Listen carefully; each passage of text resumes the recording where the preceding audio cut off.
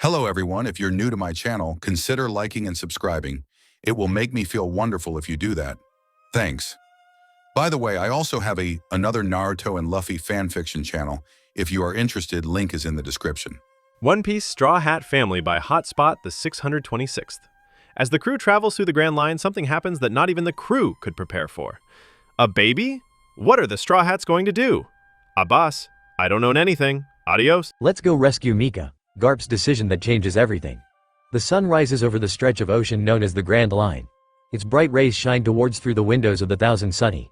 In the crow's nest, the sun's bright lights wake a sleeping Usopp. The sniper opened his eyes slowly. When he opened them fully, he noticed something about his position. Why am I on the floor? Usopp sat up and looked around the room. When did I fall asleep and, ow, my head? Usopp rubbed his head, feeling like he was hit by an impact dial. Do I have a hangover? I don't recall drinking last night, Usopp said to himself as he sat contemplating what had happened last night. As he thought to himself, he looked out the window. He noticed something was off. He walked over to the window and opened it. Where's the marine ship? Usopp asked as he couldn't see Garp's ship anywhere. Meanwhile, in Luffy and Nami's room, the young couple was sleeping rather soundly, but not for long. Nami began to stir and she opened her eyes. Luffy was right next to her, lying on his back and snoring with a snot bubble inflating and deflating with each breath. Nami smiled and carefully lifted herself up. She swiftly replaced her pajamas with today's clothes. She was then about to leave the room, doing so quietly as to not disturb Mika or Luffy. Only Nami stopped just halfway across the room and looked at Mika's crib. Mika is awfully quiet, Nami said quietly to herself. She then approached the crib and checked on the sleeping bundle in it. The little child was covered from head to toe under her blanket. Better uncover her. Nami then went to uncover Mika. Mika! Nami's scream shook the whole ship. Every single crew member woke up startled. All the men fell out of their hammocks. Robin sat up in her bed in the library, crossing her arms ready to attack. Luffy instantly shot up in bed. He looked across the room to see Nami gripping Mika's crib. He immediately bounced out of bed, literally, and rushed over to Nami. Nami, what's wrong? Shouted Luffy as he reached Nami's side. Nami turned to Luffy. Luffy gasped, seeing Nami in tears. It reminded him of a scene long ago. Nami shouted out in desperation, "She's gone. Mika's gone." What? Luffy looked into the crib. There was no baby, but there was many blankets that made it seem like there was a baby. He was utterly speechless. Where is she? Where is she? Nami was going completely mental as she began to tear apart the room looking for her baby. Where is she? The door swung open and the crew rushed in, all still in their pajamas. What's going on? Shouted Usopp as he held his kabuto out ready to attack. Neither Nami nor Luffy noticed their entrance. Nami was still tearing apart the room looking for Mika, and Luffy seemed to be focusing on something in the crib. Robin pushed past the crew and rushed over to the panicking young mother. She grabbed her and asked, "What's wrong, Nami?" "Mika? Where's Mika?" Nami almost didn't seem to be speaking coherently. She was far too absorbed in looking for her daughter. She even tried fighting Robin's hold. "What? Mika's gone?" shouted the crew in shock. "Nami, calm down," shouted Robin as she shook the hysterical woman. The shaking seemed to have worked as Nami returned back to reality. Only it didn't have the calming effect Robin had wanted. Nami started crying into the Robin's shoulder, and the woman comforted her. All of the crew felt for Nami. After all, they all had lost someone important. "Damn it! How did this happen?" shouted Sanji in frustration. Before anyone could say anything, a loud crack silenced them. Everyone turned to see that Luffy, in a fit of rage, punched the wall.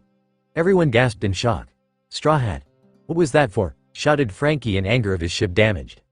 "That bastard!" Luffy completely ignored Frankie, shocking the crew. Luffy then stomped his way outside. "Luffy!" shouted Chopper in surprise. He and the others quickly followed him outside. The only ones left in the room were Robin and Nami. They caught sight of the rubber man as he stretched his way to the deck above. "Mr. Luffy!" Brook shouted, though too late. The group then immediately followed. "Nami, please try to—" Robin was cut off when suddenly the ship shifted suddenly. The two fell to the floor. As they climbed the stairs, when the Sunny suddenly jeered, it threw out the group's balance. Luckily, they had the railing to catch themselves. "What the hell is he doing?" shouted Zoro. "Are you okay?" asked Robin to Nami. Both were currently in the hands of Robin's Hana powers. Nami looked fine, but emotionally she was still broken. Nami continued to cry and Robin wasn't quite sure what to do. Then a piece of paper fell past Robin, catching her interest. She took hold of the paper and gave it a look over. She then gasped, "Oh my." The crew reached the top to see Luffy at the helm. "Luffy, what are you doing?" shouted Usopp, almost frightened by Luffy's sudden attitude change. Luffy didn't reply. He continued to keep his hands on the steering wheel with a fierce scowl. Usopp and Sanji then rushed over to their captain and tried to remove him. Luffy didn't even move an inch. "What's gotten into you, Luffy?" shouted Sanji. "I am taking Mika." All the men except Luffy turned back towards the stairs. Both Robin and Nami had now joined the group. Robin was reading a piece of paper. Nami was no longer crying. In fact, she looked angry. The rest of the crew looked at Robin confused. Usopp spoke up. "Robin, what are you talking about?" "I won't sit back while my great-granddaughter is out on dangerous waters with pirates. So I'm taking her and will be training her for a while." Robin continued to read the letter. The crew listened though were shocked. Luffy clenched the steering wheel as he heard each word. "Don't worry, if I can't make her want to be a marine then I'll return her. See you in 10 days. Vice Admiral Monkey D. Garp." Robin finished the letter. The crew had their jaws dropped. All at once, they shouted in fury, "That bastard! 10 days? What kind of outrageous training is he giving her?" shouted Usopp in anger. "How dare he take our sweet Mika?" Sanji shouted in rage. "That jerk!" Chopper shouted as he transformed into his heavy point form expressing his anger. "Let's go retrieve little Mika back from that scourge," Brook said in agreement sounding just as angry. "Move over, Straw Hat, I'll sail Sunny," Frankie said as he tried to take over steering. Luffy didn't move once again. "Oi, Straw Hat," shouted Frankie. "Where do we need to go?" said Zoro with a scowl as he walked up next to his captain. Luffy then held up his hand, and it was an eternal log pose. The crew gasped. "Where did you get that, Luffy?" asked Robin concerned. "Doesn't matter. We follow the needle," Luffy said more serious than he had been ever. "Wait, should we be letting Luffy sail? I mean, this is important, he could get us lost," Usopp said recalling Luffy's habit of getting lost. "No," the crew looked over to Nami who had spoken very seriously. Nami then began walking forward, her fists clenched, and she spoke to the crew. "Luffy knows what he is doing, I trust him. But Nami, this time is different, Mr. Long Nose." Usopp turned to Robin hearing his familiar nickname.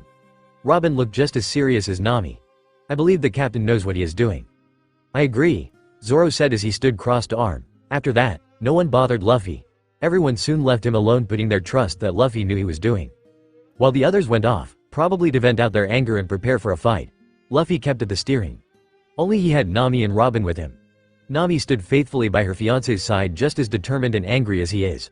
Robin, however, was there for much different reason. She held up the eternal log pose and studied it carefully. There was a label on it. "Temper?" Robin said confused. "I've never heard of this island?" And thus the crew sailed towards Temper. Due to the lack of cola and thus no Y burst, it took the Sunny 4 days before they finally caught sight of the island. And with it, they saw Garp's ship stationed at the marine base. The crew stood at the front of the ship. Each one was ready to fight. "Do we have a plan?" asked Usopp breaking the moment.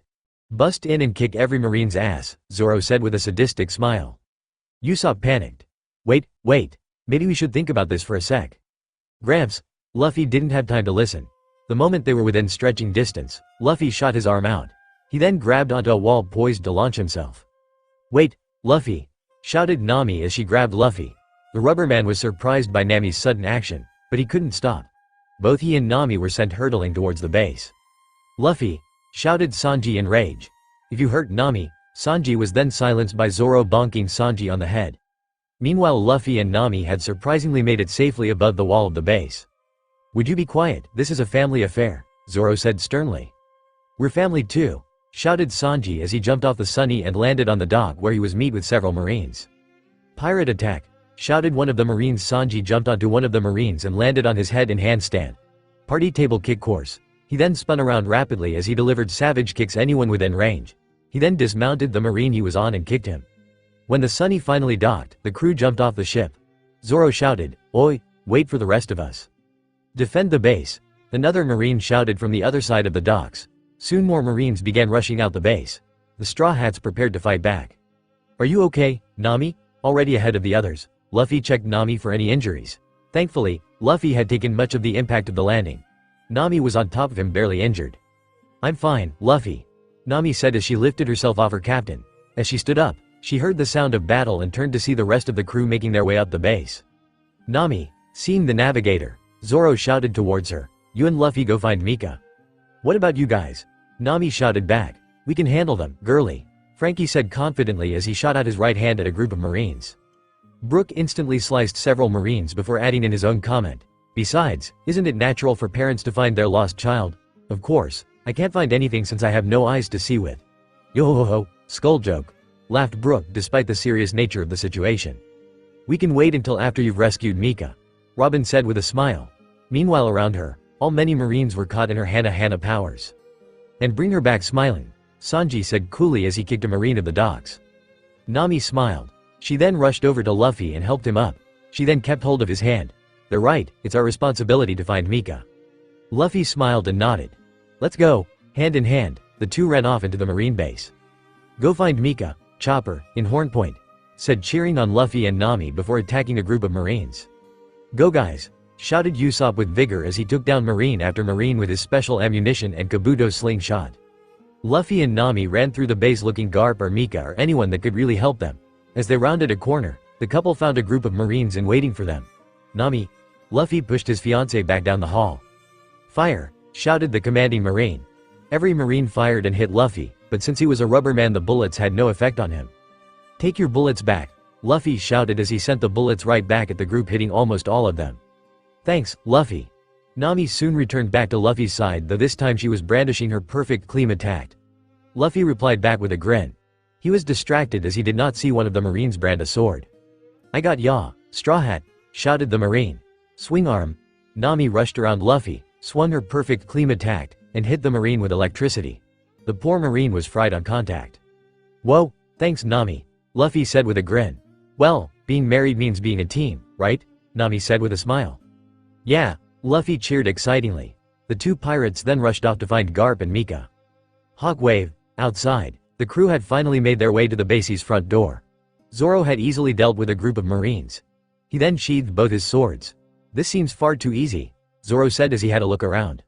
"Yes, it does look that way," Robin said as she easily walked past the many unconscious bodies.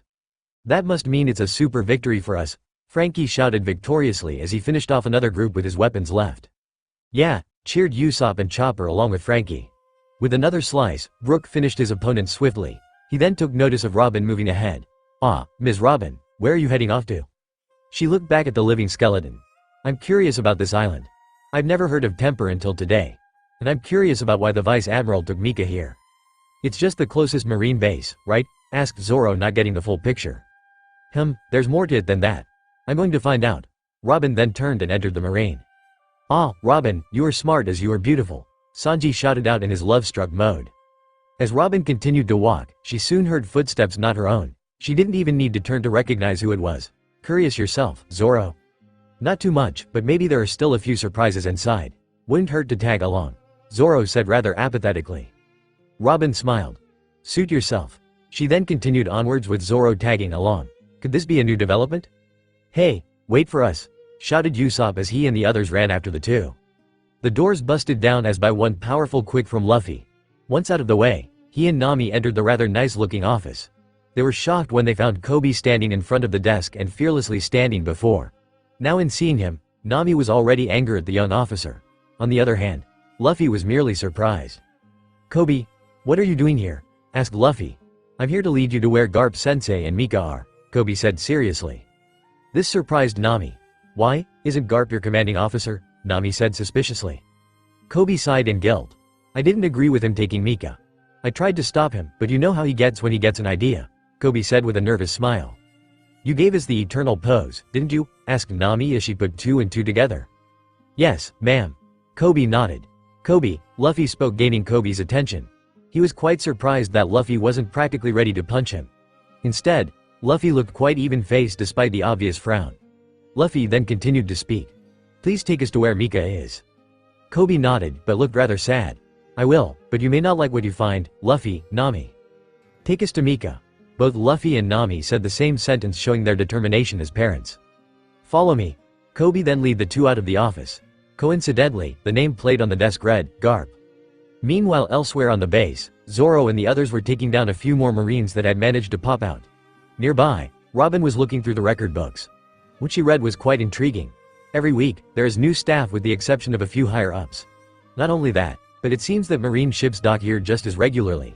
Robin thus shifted through a few personal files. Zoro only had a few opponents left as he remained guard near Robin. He sheathed his sword, not even bothering to see these Marines as a challenge. One Marine, feeling insulted, went to swing his sword down on Zoro. At this point, Zoro thought it would be cool to bring out an old technique. "Sword." Zoro brought his arms up to catch Tadimo's head. Suddenly Sanji came out of nowhere and kicked Zoro's head, causing his head to block the sword at the hilt rather than his hands with the blade. The Marine was very confused by the sight. What the hell was that for? Zoro recovered and turned to Sanji, yelling at the chef. Nami may have found her true love, but I'll be damned if you make a move on Robin. Sanji shouted, sounding pissed. Shut up, stupid love cook, retorted Zoro. A storm was brewing between the two men, one that was not obviously seen by the Marine from earlier. The Marine went to strike the two pirates. Even while arguing, both Zoro and Sanji punched and kicked Marine, though accidentally sending him towards Robin. The Marine landed just on the desk. Sanji gulped, feeling like he was disturbing something. Zoro just looked annoyed. Robin dear, I'm sorry that we disturbed you. Despite Sanji's apology, Robin was not bothered. When the Marine tried to stand up, but find himself grabbed by Robin's hands and then knocked out. Interesting, Robin said while not even batting an eye at the Marine she just took out. Sanji was kind of stunned. What is it? Asked Zoro as he walked over to Robin. This man, one of Robin's hands appeared and pointed at the now knocked out Marine. Both Zoro and Sanji looked at the Marine and then Robin, confused by what she was meaning. Luffy and Nami followed Koby through the base. They were currently heading downstairs far beneath the base. Once they reached the bottom of the stair they found themselves in a very large room. Whoa, said Luffy, amazed, causing an echo. This room is huge. Nami commented, just as amazed as her captain. Hurry, follow me. Koby then went into a sprint. Luffy and Nami were surprised, but soon followed. The group ran across the room until they reached a very large steel doors. Both steel doors had a large fore that seemed to be part of number wheel. In front of the doors was Helmeppo with his back turned away from the group. When he heard the sounds of footsteps, he turned around to see Koby and the couple. He was immediately shocked. See, Koby, what are you doing? Why are they here? Sorry, Helmeppo, but I can't let Garp-sensei keep Mika another day longer. Nami gasped. Mika's in there, Nami said, pointing to the big doors. Yes, and we need to open them before any more time passes, Koby said urgently. Hey, why is there a big fore on the door? Everyone looked over to Luffy as he looked up at the door. Nami looked at the doors. It was weird that the doors had a big fore on them, even more so that it looked like the number was slowly changing. It looks like a timer, Nami said observantly. Because it is, Luffy and Nami turned to Koby. The young Marine was looking down at the floor, clenching his teeth and fist like he was guilty. A timer? For what? Luffy asked, confused. It's for this room, the room of training, Koby said, gesturing to the doors. In it, time and space are distorted. It's part of a new training program. We can literally train Marines in one day. What? How? Shouted Nami, unable to understand what Koby was saying. Koby looked hesitant to reply. It's because of a devil fruit. And thanks to it, 1 day out here is equal to 1 year in there, Koby said, lowering his head. Nami's expression changed to shock. Luffy looked to be a little confused. I don't get it, so it's a mystery room? Luffy looked over to Koby. The poor man didn't want to speak again, but he knew this had to be said. Mika has been in that room for 4 days. In that room, it's been 4 years since she saw you. Nami's legs finally collapsed and she fell to the floor. To describe how she felt would be impossible. The realization of what had happened to her daughter had taken its toll. She couldn't even cry or react in anger. Luffy was speechless and stunned. He stared at Koby, who had his head down in shame, and then turned his head towards the doors. He stared at the big red fore like it was his worst enemy. What? Shouted the Straw Hat group in shock. All the crew minus Luffy and Nami had gathered to where Robin had been doing a little research. That can't be possible, Usopp said in disbelief. Indeed. Robin nodded to the long-nosed man. However, it is the case for almost all the Marines here, she said as he held several Marine files. She then opened on up. This man, while 21 years old, was only born 18 years ago. Almost every Marine here is older than what their birth date implies. How can that be? Zoro asked, confused. I found that, on each file, something about a room of training was on it, Robin said. So it has something to do with this room? Said Frankie curiously. Is there anything on the room? Asked Sanji. Robin shook her head. None that I have found yet. So this room ages people? Usopp said, confused. You don't think Luffy's grandpa took Mika in there? Chopper said, worried. It seems logical, Robin said, though she seemed quite hesitant to agree with the reindeer's assumption. Brook frowned. That scoundrel. Let's find Luffy and Nami, Zoro said out of the blue. The group turned to Zoro and looked at him surprised. They may not know. He's right, Usopp said, but then his expression dropped. But how will they take it? We can only hope for the best, Robin said. The group then hurried out of the room and began looking for Luffy and Nami. Unfortunately, this was not the case. Many floors below the group, Luffy and Nami had come to learn the shocking truth. Nami was collapsed on the ground in shock and depression. Luffy stared at the door completely enraged. Koby looked to be ashamed while Helmeppo didn't speak. It seemed that time had stood still for all of them. But soon, Luffy had enough. Luffy turned to Nami and picked her up. She barely reacted, still staring at the door. Koby and Helmeppo watched him curiously as he moved Nami away from the door. Luffy took off his hat and placed it on Nami. "We are going to get Mika back," Luffy said in a serious tone. That seemed to bring Nami out of her stupor as she looked up at her fiancé. Luff then turned back towards the door. "Koby, get out of the way," Luffy said in a low tone.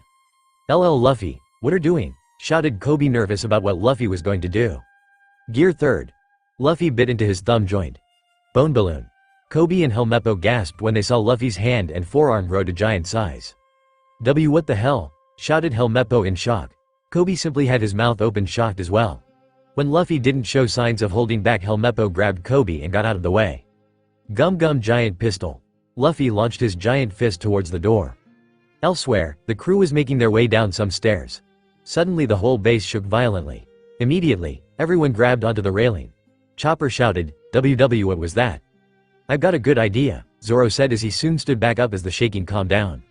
"I hope Nami is okay," Robin added as she followed behind Zoro. "Luffy, you better not be being reckless with Nami around," shouted Sanji down the stairs. Back below and outside the room of training, the large metal doors were now collapsed inward. Koby and Helmeppo were in complete shock by Luffy's attack. Nami was only amazed, but soon noticed Luffy wasn't in sight. That is until the dust settled. Standing in the same spot was Luffy, but really tiny. "Luffy," Nami said, confused. "I'm fine," Luffy said, though his voice was squeaky and tiny. "Let's hurry and find Mika." Okay. Luffy and Nami entered the room. The couple was shocked when they got their first look inside. The room, if you could call it that, was huge, beyond huge even. It had a forest and even some buildings. It looked like a village. Not only that, but there was even sunlight and a sky, like they had just stepped outside. Nami even looked back behind to be sure. Behind them was the destroyed doorway. "This room is mysterious," Luffy said, finishing Nami's sentence. "Yeah," said Nami. Suddenly, alarms began ringing out. Nami and Luffy were immediately on guard. The two soon saw many Marines exit from the many small buildings, all armed with guns. With Luffy still shrunk, Nami knew they had to escape. "Luffy, let's head into that forest." Luffy nodded. "Yeah, I'm useless in this form." The two then ran into the forest. "Go after them," shouted one of the Marines as every last one of them followed after the two. Back outside, the rest of the Straw Hats had made it to the large room. "Wow, what happened here?" Usopp shouted in shock as he saw the large, metal doors down. "I think Mr. Luffy has been through here," Brook observed. "Koby," Zoro shouted when he saw Koby and, to a lesser extent, Helmeppo stand back up. Koby heard his name and turned to see the group. Before he could say anything, he heard the hurried footsteps from within the room. Out came more Marines, at first to check the situation, but then they saw the pirates. The Straw Hats halted. Zoro grunted, "Shit." Marines," shouted Koby nervously. "The Straw Hat pirates have invaded the base, capture them." "Yes, sir," the Marines saluted to Koby and then returned their attention to the pirates. "We don't have time for this," shouted Frankie as he brought his arms together, forming a cannon, and took aim. Coup de vent. Frankie shoot out a large cannon of compressed air at the Marines.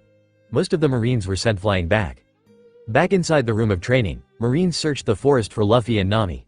Luckily, the couple had outsmarted the Marines and were heading for the barracks the Marines came out of. As they made their way to the barracks, Luffy finally changed back to his regular size. "Yeah, I'm finally back to normal," shouted Luffy loudly. "Luffy, shush," Nami said, covering his mouth. Unfortunately, someone heard. "Hey, over here," Luffy and Nami heard on the Marines shout. The two took off running immediately. There they are. One of the Marines spotted the two fleeing towards the barracks. With his shout, the Marines began rushing towards them. As Luffy and Nami left the forest, Nami was spinning her perfect climate-tacked rods, releasing cool and heat balls, and many of them. The Marines paid no heed to what the woman was doing and continued to chase them. They followed the two into the courtyard where they saw only Luffy standing in front of the large building. None of them had noticed the sudden drop in lighting. "Monkey D. Luffy, you are under arrest," shouted one of the Marines as he and everyone pointed their guns at the rubber man. Luffy, however, did not seem worried, evident by his grin. "Forecast update," Luffy said with a grin. The Marines looked at the pirate confused. From behind Luffy, Nami stood near the door of the large building. Like Luffy, she too didn't seem worried. "There are dark clouds on the horizon. Chances of a lightning storm are high. I suggest heading for low ground." "Dark clouds?" repeated one of the Marines, confused. One by one, the Marines looked up to notice that there were dark clouds above him. All looked confused. "Or be made of rubber. Good luck, Luffy," Thunderbolt tempo, Nami shot a thunderball straight into the clouds. Nami then immediately ducked inside. "No problem, Nami," Luffy said, shouting back at Nami, giving her a thumb up. At that moment, the dark clouds burst with lightning striking down on everyone in the courtyard. Nami paid no mind to the event going outside. She knew Luffy would be fine as he was made of rubber and be unaffected by her lightning attack. The Marines, not so much. This gave Nami ample time to search the building. Hopefully, there would be only a few Marines around. And if so, they will be drawn to the action outside. Nami advanced into the building, being stealthy and quiet. Outside, several Marines were on the ground charred. Luffy was still standing with a triumphant smile. "That was easy," Luffy said, relaxed. Suddenly, there came a loud shout from the forest. Several more Marines exited the forest brandishing swords and attacked the Straw Hat captain. Luffy saw the Marines heading towards him and lost his smile. He then walked towards them. "Where is Garp?" Luffy shouted as he began fighting the Marines. "What the hell was that sending Marines at us?" Back outside the room of training, Usopp was shouting at Koby. The Marines Koby had sent at them were easily defeated and lay all over the ground. Sorry, but I was sure it wouldn't be too hard to defeat the cadets," Koby said, apologizing to the crew. "And if you're captured, you still could attempt an escape." "Good call," Zoro and Sanji said, agreeing. "Are Luffy and Nami okay?" asked Chopper. "I saw a super light show inside the room," Frankie said with grin. "Definitely Nami," Robin said. Then a scream came from inside. Flying towards them was a Marine. He landed right in front of them with a hard thud. It was soon followed by a scream. "Garp, and that would definitely be Luffy," Robin said. "Damn, Luffy must be tearing up the place," Usopp said, concerned. "Let him," Sanji said as he smoked a cigarette. "It's what that shitty vice admiral deserves." "Should we go in and assist?" asked Brook politely. "No, I think they are handling themselves fine," Robin said as she took a seat on some rumble. "Mika," shouted Nami as she opened a door inside the large building. She was disappointed when she found only a closet full of mops. "Damn." Nami slammed the door and moved on. As she moved further down the hall, you could see that several doors were already opened by her. Nami stomped and shouted, "Where the hell did Garp hide Mika?" Nami stopped when she heard a creak. Nami looked down a hallway to see a lone door open just a crack. She took immediate interest of the door and walked over to it. She pushed the door and entered. Nami was surprised. The room she entered was unlike the others. The room was not a closet or a kitchen or a mess hall. It was an actual room, like someone was living here. It was a small room, probably only for child. Nami took a look around the room. There was a bed, a desk, and shelf with a few pictures on it. Nami looked intensely at the pictures. There were 3 pictures. One was of her and Luffy holding their baby Mika. Another was Garp holding baby Mika. And the last one, Nami's heart clenched. The last one was Mika, but no longer a baby or a toddler. She was now a little girl, bearing a resemblance to Nami when she was that age. Only Mika had dark brown red hair, darker eyes, and grin that she swore was like Luffy's own. Nami couldn't believe it. She knew that what Koby said was the truth, but seeing her baby now a child was far too much. Nami stepped back and fell back onto the bed. "Ow!" Nami immediately stood back up. Nami didn't notice, but the bed was a little lumpy, and it had something moving. Being the covers off, Mika revealed herself. She didn't look too happy, having been sat on, but soon forgot about it. She looked at Nami and Nami back at her. Neither one spoke to the other. Nami from mere shock and completely unprepared, and Mika who wore a blank. Nami tried to speak first. Am I? Hello." Nami was taken back when Mika happily greeted her. Hello," Nami replied, almost stunned. "I'm Monkey D. Namika, but I like to be called Mika." Nami was almost speechless.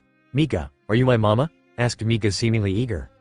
Nami was caught off guard by Mika's question. "What?" Nami said dumbly. "Because you look like her," Mika said as she looked over to the picture frame. Nami noticed this and grabbed the picture. She smiled. "Yes, I am." Mika gasped.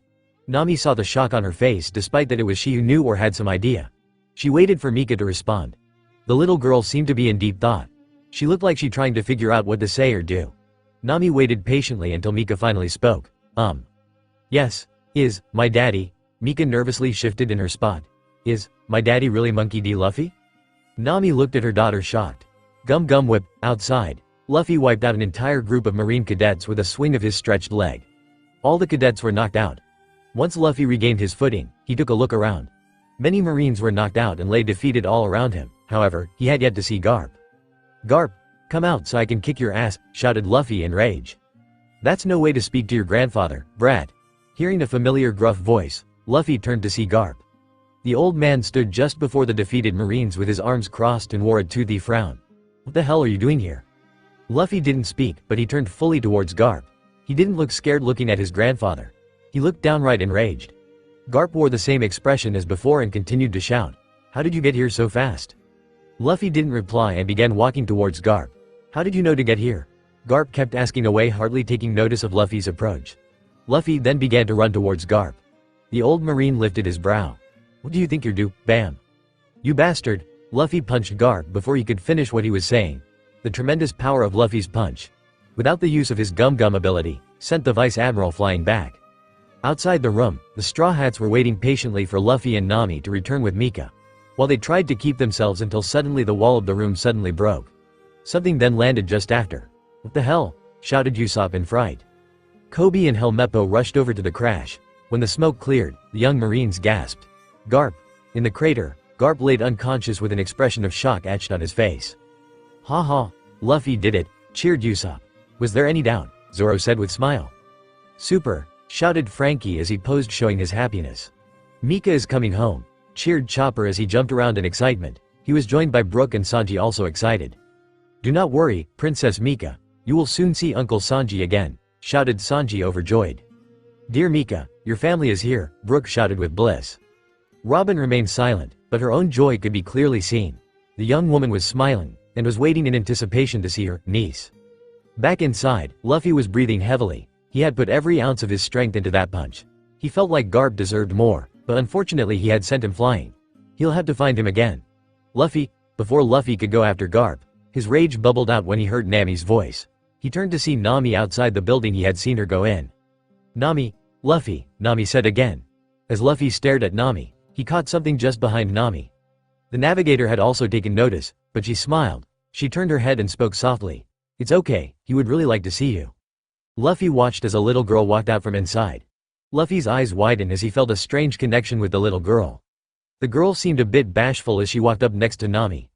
Nami then took Mika's hand and both of them walked over to Luffy. The two soon stood before Luffy.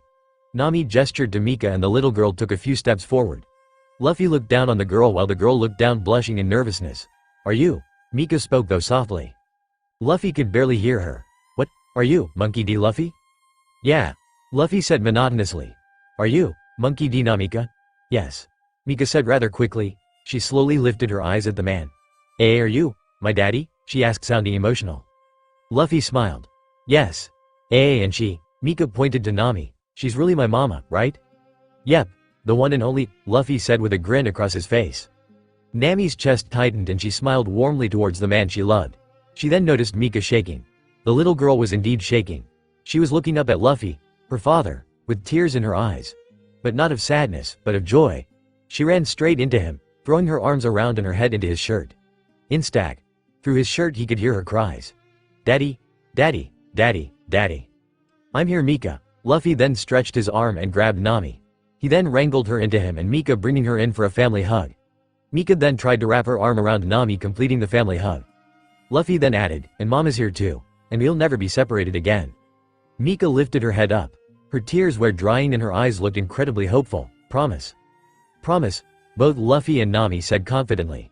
Mika grinned and tried to hug her parents even tighter. A truly touching family moment. A family reunited. Meet the Straw Hats. Mika's brand new adventure in the Grand Line. Hey. The Straw Hats turned towards wide entrance into the room of training. They all smiled when they saw Luffy waving towards them with wide grin. Close by was Nami, also smiling and holding hands with Mika, who looked a little nervous. She looked up to her mother. "Are you sure they will like me?" "Of course they will," Nami said, smiling down at her daughter. "And if they don't, they'll have to pay a hefty debt, the likes of which they will never repay," Nami continued to say in an overly sweet tone, hiding her truly cruel act. Mika wasn't sure what to say. "Huh? Oh, nothing, sweetie," Nami said with a giggle. Mika stopped when she heard her name. But it wasn't from Luffy or Nami. It was from the loud and boisterous men that were not only shouting, but also jumping and throwing confetti in celebrations. The ones doing this were Usopp, Sanji, and Chopper. Along with them were many adults which stood standing, but also smiling. "Mika Heim," shouted Sanji cheerfully. Mika became even more nervous and hid behind Luffy. The young man was surprised when he felt someone clenched onto his vest and looked over his shoulder to see Mika. "Hey, what's wrong?" Mika did not reply. Nami walked next to Luffy and spoke. "I think she's just shy. It has been a long time for her. She probably barely remembers them." So, let's try to do this one step at a time, Nami said softly. Hey, what's keeping ya? Bring forth Mika. Usopp shouted joyfully, not realizing that the attention he and the others were giving was frightening the little girl. Though, Robin seemed to have picked up on it. Usopp. Robin spoke, gaining the man's attention. I think we should be a little more gentle. Gentle? How come? Asked Usopp, confused. Chopper and Sanji also stopped their merrymaking. Look at her. She's a little frightened, Robin said, surprising the crew. Frightened? Repeated Chopper, confused. Why would she be afraid of us? We're practically family. Usopp reasoned to Robin. To us, yes, and of course still. But she has been separated from us for 4 years by her time. She has most likely forgotten us. The crew seemed to be shocked by Robin's words. None of them had really thought about Mika forgetting them. In hindsight, they were probably trying not to think much about it. Robin then continued to speak. We need to be supportive and patient. Luffy and Nami soon exited the dreadful room. Luffy now carried Mika, giving her comfort. She practically had her face in his shoulder. They stopped just in front of crew, who remained silent and quiet. Luffy could tell that they had already decided on something for Mika, so he just smiled. Let's get out of here, guys. You got it, Straw Hat, Frankie said with a grin. The crew began to leave. Before joining them, Luffy and Nami stopped at Koby and Helmeppo. Thanks, Koby, Luffy said with a smile. Koby scratched the back of his head, feeling embarrassed. It was nothing. Everyone stopped as they heard a grunt come from the crater behind Koby and Helmeppo. Garp soon sat up, rubbing his head in pain. That sure hurt. The crew glared at Garp, and even readied to fight. Nami quickly walked over to Garp. She crouched down near Garp. The old man didn't know what hit him when he suddenly felt his ear get pulled painfully. Don't you ever take my daughter away from us again, scolded Nami like a mother to a child. Ow, ow, ow, I'm sorry, I won't do it again, I promise, shouted Garp in pain, like said child being scolded by his mother. Good.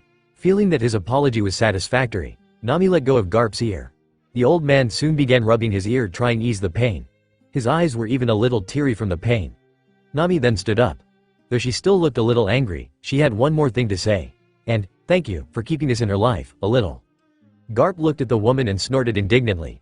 Well, what did you expect? She asked, so I did my best. Thank you, Nami said again before turning away from him. Go say goodbye, Luffy said to Mika with a smile. He set the little girl down and she rushed off towards her great-grandfather. The crew was nearly shocked. Luffy, what are you doing? Sanji shouted, confused and a bit angry. However, they wouldn't stay angry for long. Everyone watched as Mika practically jumped into Garp's arms with a smile. Garp caught her and laughed. Mika then shouted out, Bye Gramps, I'm leaving now. You sure are, you little monkey. Garp replied with a grin. You sure you still don't want to be a marine? Mika shook her head. No, I want to be a pirate, Mika said with a grin mimicking her father's own. The crew smiled almost in triumphant. Luffy and Nami couldn't be more proud. Garp laughed. Bawahahaha. Then you go be the best pirate ever. This statement shocked Luffy. Garp then set Mika on the ground. Now, get out of here before great-grandpa catches you, pirate. Bye, Mika said before running off to her parents. Luffy looked at his grandfather in disbelief. Why does she get to be a pirate, and have your support? Shouted Luffy. Garp grunted. You're my grandson. She's my great-granddaughter. There's a big difference between the two of you, Garp said in an uncaring tone. Stupid old man, Luffy shouted towards his grandfather. Daddy. Luffy soon lost his rage and looked down at his daughter. She looked up at him with an excited grin. I want to go home now.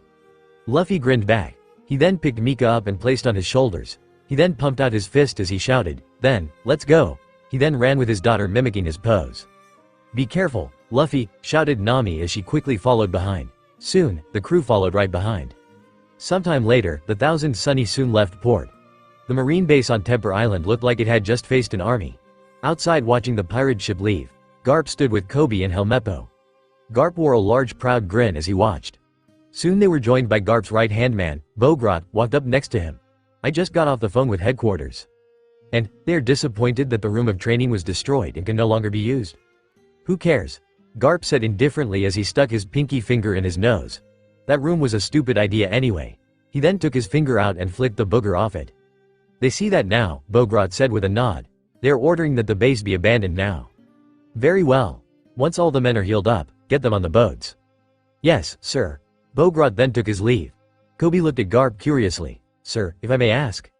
What is it, Koby? Garp said as he opened a bag of cookies. Did you do all of this just to get rid of the room of training? Asked Koby, sounding suspicious. Garp simply shrugged. Who knows, he then ate a cookie and remained silent as he watched the ship with his family on it leave. Wow! Mika shouted loudly as she took in this new sight. To her, this was the first time being on a ship, and the coolest one at that.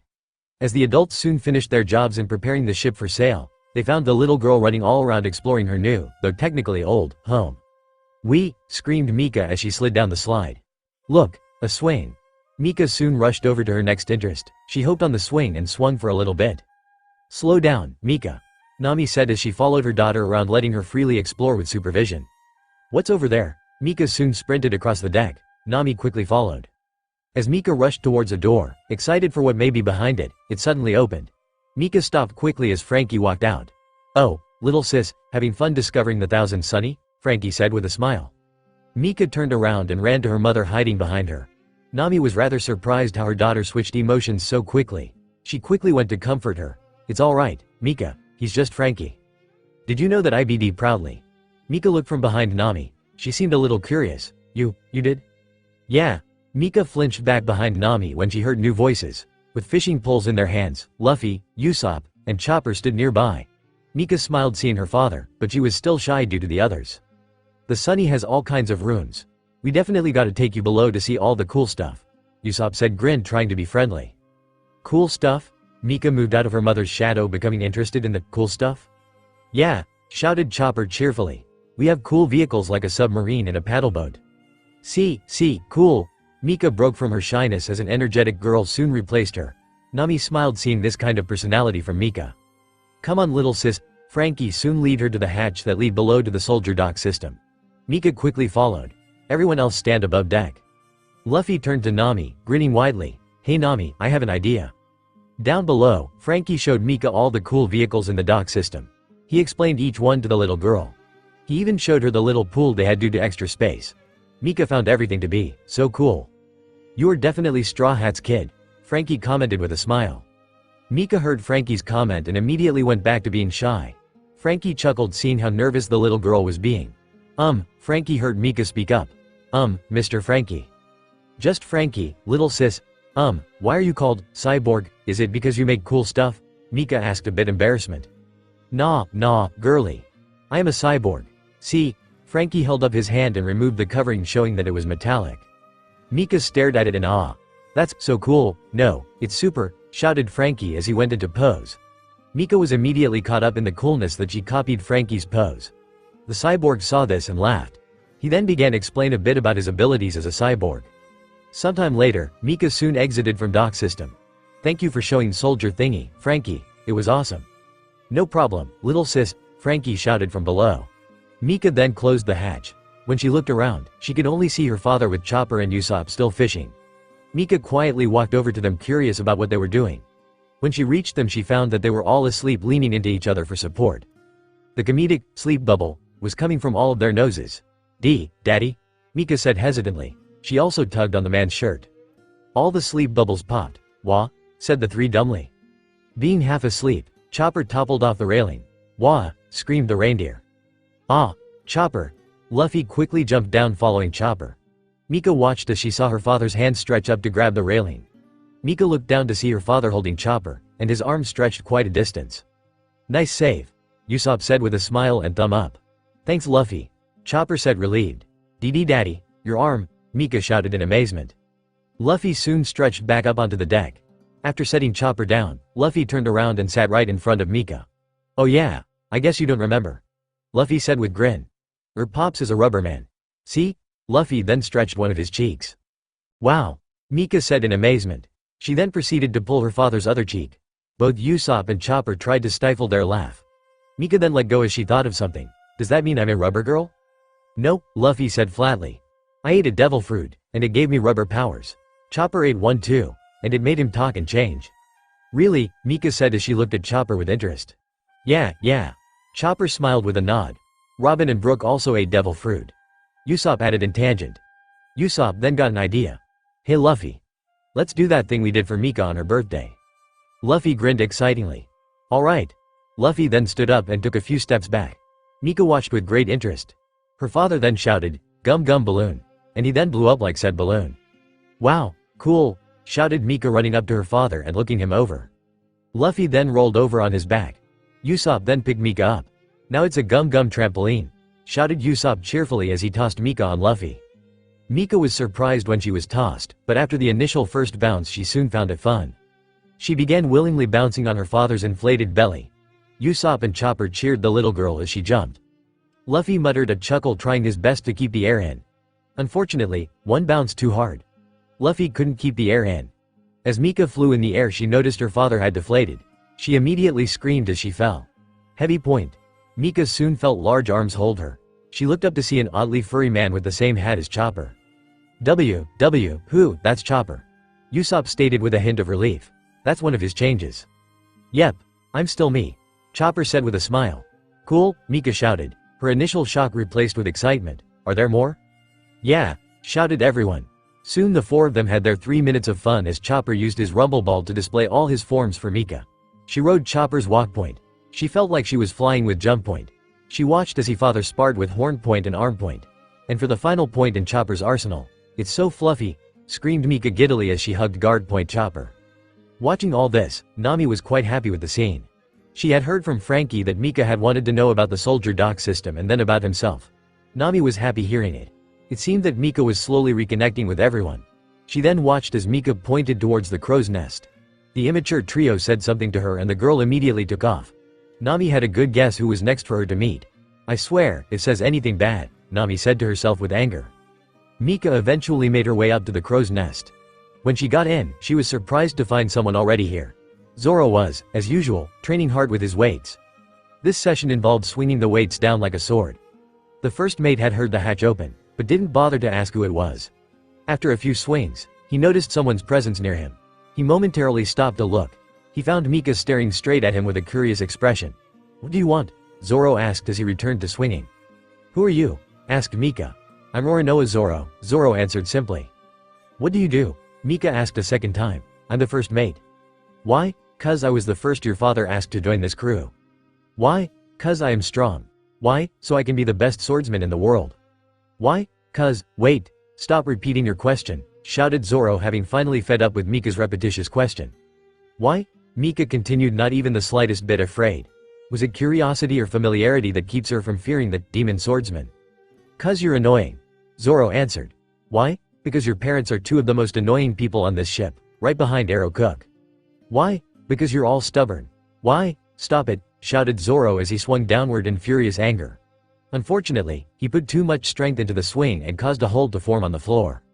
Both Zoro and Mika looked where the weights were. Zoro lifted the weights up to show the large hole in the floor. Zoro was completely gobsmacked. "Ooh, you're in trouble." Zoro turned and glared at Mika, the little girl covering her laughter and smile. "Gee, get out of here," shouted Zoro in frustration. Finally, Mika listened and quickly took her leave, still covering her laughter. He then turned to look at the hole. Damn, Frankie's gonna be pissed. He's not the only one. Zoro flinched when he heard Nami's voice. He turned to see the transponder snail practically on fire, mimicking the shit. Once Mika climbed down from the crow's nest, she hurried over to the cabin near the back. On the first door she opened, she entered the aquarium. "Whoa!" Mika shouted in pure excitement as she ran onto the couch, wanting a closer view of the fish. There were all kinds of fish in the aquarium today. So many fishies.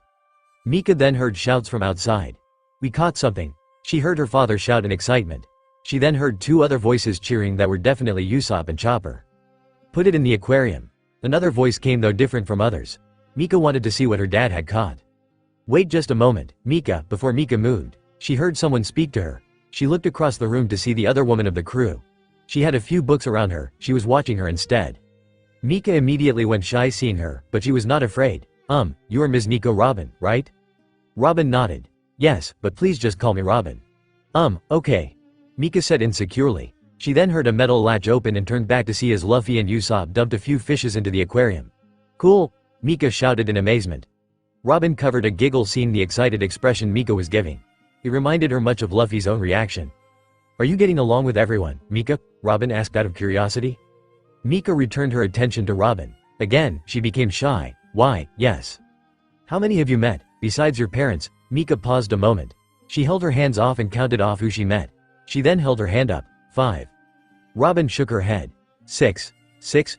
You have just met me, didn't you? Robin said with a smile. Mika blushed from embarrassment. Robin stifled a laugh. Do not worry, we did just meet. Mika said hesitantly as she played with her fingers. My daddy said that, you have, devil fruit powers. Yes, I do, Robin said before crossing her arms. Mika wondered what the woman was doing. She then felt someone tap on her shoulder. She turned, expecting her mother or someone else, and found instead an arm coming out of the couch. Mika fell back in surprise. Robin chuckled seeing her reaction. I ate the hana fruit. I can reproduce almost any appendage anywhere as long as I know where it is and control them. A set of hands suddenly bloomed before her. The hands gentle grabbed Mika and helped her up. Mika was surprised. She then turned back towards Robin. Thank you. You're welcome, Mika. Robin Schwan. A voice came through the mast sounding lovey-dovey. Mika wasn't sure who that was. The voice then continued to shout. Is there anything I can send you? Robin walked over to the bar and opened the elevator door. Mika followed watching with great interest. When Mika was close enough, Robin shouted back. I wouldn't mind a bit of coffee, Sanji. Hi, replied Sanji. I'm also sending someone up as well. Mika looked at Robin wondering what she meant. Oh, replied Sanji curious. Robin shut the door. She then turned to Mika and crouched down. If you leave the aquarium, go up the stairs and you will find a door. That is where the kitchen is. That is where Sanji is. Oh, thank you again, Mika said with a small smile before leaving. When she reached the door, she turned back to Robin and waved to her with a grin. Robin amusedly waved back. Mika then left. She seems to be warming up to everyone quickly, Robin said out loud. Suddenly from around the mast, Nami appeared. She was smiling happily. Yeah, it's amazing. I think it reminds me of a certain straw hat wearing man. Robin added a bit coyly. Nami understood completely, it a little uncanny almost. It's because of Garp. Robin looked at Nami a little surprised. Nami clarified. When I went to get Mika, there were pictures in her room. They had us together. And there were bounties in her room. She knew each one of you. Really? Robin said surprised. Well, only by name and appearance, but she knew who we are. Nami seemed to be getting emotional. And I know I should be angrier at Garp, but everyone has their own way of showing love, Nami. Robin said calmly. While Garp's method isn't justified, it was for his loved ones. You have just as much right to be angry at him as well as thankful. Do not feel confused. Thanks big sis, Nami said gratefully. Robin smiled and gave her a nod in appreciation. Nami. Suddenly Luffy rushed into the room. The young man looked excited. We're almost ready.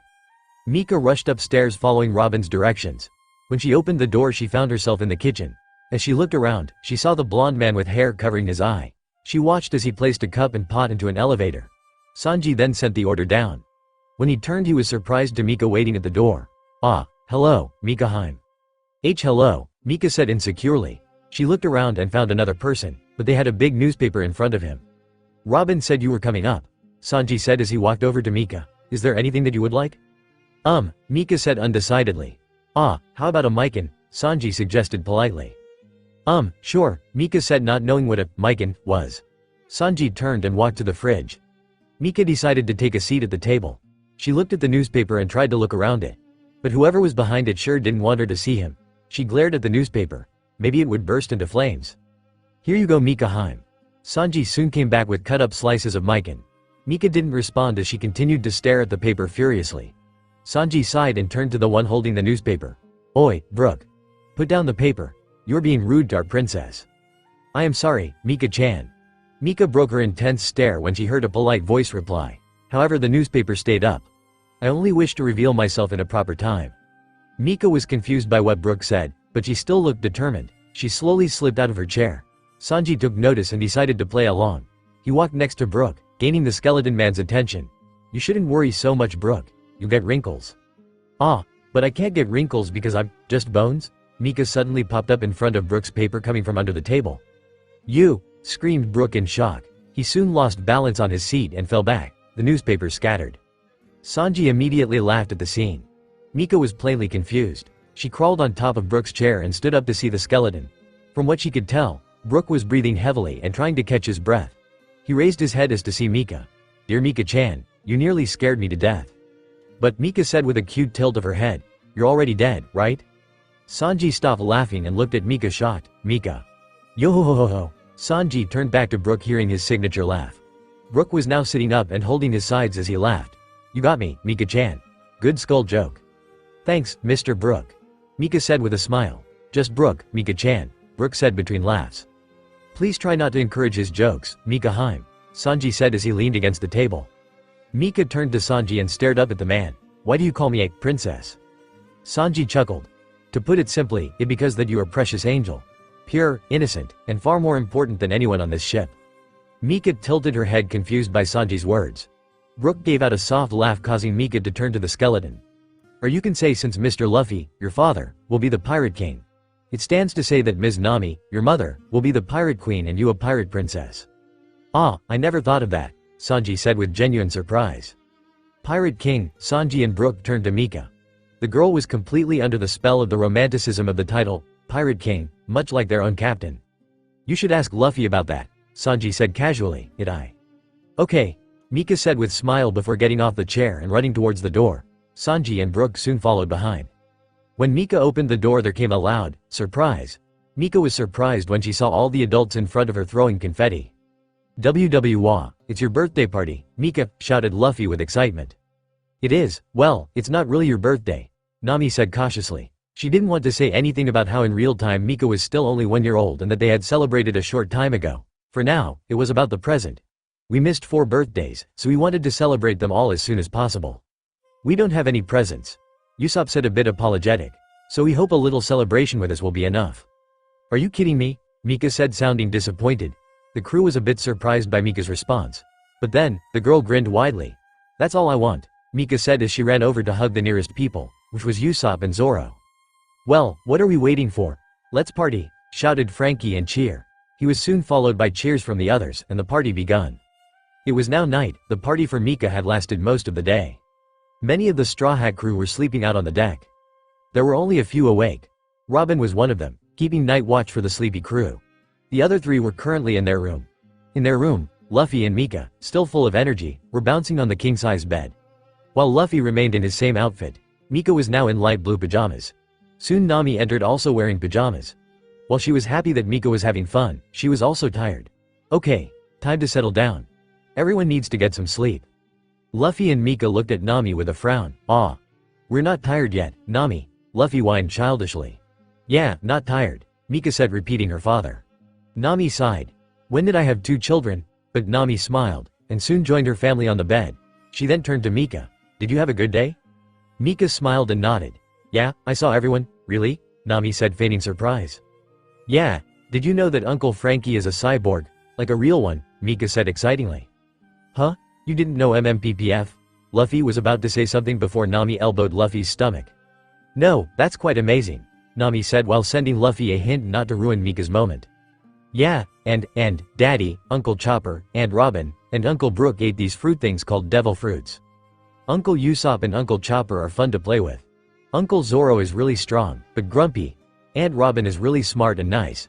And Uncle Sanji can cook food really good. And Uncle Brook is a skeleton, it's so cool, and Nami and Luffy listened to Mika throughout her explanation of each and every crew member. She listed all things that she had learned today. Things that, of course, they already knew. But through the eyes of a child, especially their child, it was like looking into a new world. And Daddy, what's before Mika could ask her question she released a loud yawn. Nami and Luffy chuckled. I think it's time for bed, little monkey, Nami said as she pulled the covers over giving a silent signal. But, I want to ask Daddy about the Pirate King, Mika said as Nami moved her underneath the covers. Nami blinked in surprise. Well, that's my goal, Mika. Mika and Nami turned to Luffy as the man spoke with a grin and brimming with confidence. I'm going to be the Pirate King, and have many adventures with my crew getting there, and after too. Can I go on adventures too? Asked Mika as she snuggled underneath the covers looking at Luffy. Yeah, Luffy said with a grin.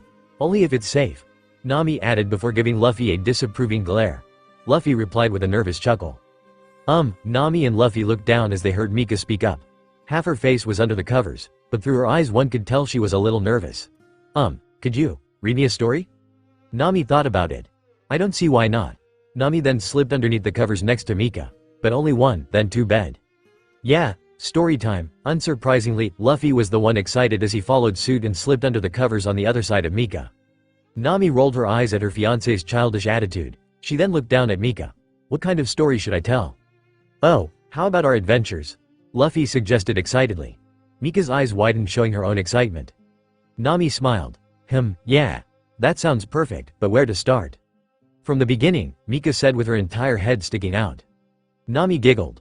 Okay, but you'll have to survive listening to your father tell the story. Alright, Luffy said with excitement. Mika turned over to see her father. Nami scooted in closer, provided a little warmth and comfort for Mika. The little girl felt her mother that felt so familiar. Luffy then began his story. So, it all started when I got sucked into this huge whirlpool. In the following few months, Mika would have many small adventures with her family. They were all fun for Mika. The little girl even started keeping an adventure diary at the suggestion of her auntie, Robin.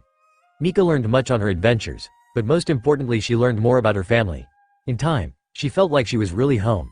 Everything was finally back in place, as if the events of those few days, or years by Mika's perception, never happened. Everyone could continue on their journey. On an island having a nice, warm day, the Thousand Sunny had docked for supplies. With most of the crew out, Nami had taken Mika to a park to play. The young girl was excited to play with all the children. Nami sat at a bench reading a newspaper. It was one part to hide her identity and another to learn of world events. As Mika played tag with a bunch of kids her age, she suddenly caught sight of something. She left the game and bent down to dig into the grass. What she found was a small diamond ring. "Ooh, pretty," Mika said, fully amazed by the shiny object. "I bet Mama would like it." "Oh, where is it?" Mika looked over as she heard a woman crouching down in the grass. She looked worried and a bit panicky. The woman had brown hair that looked brittle, her clothes raggedy and worn out, and her body thin and frail. Being curious, Mika walked over to the woman. She asked, "What you doing?"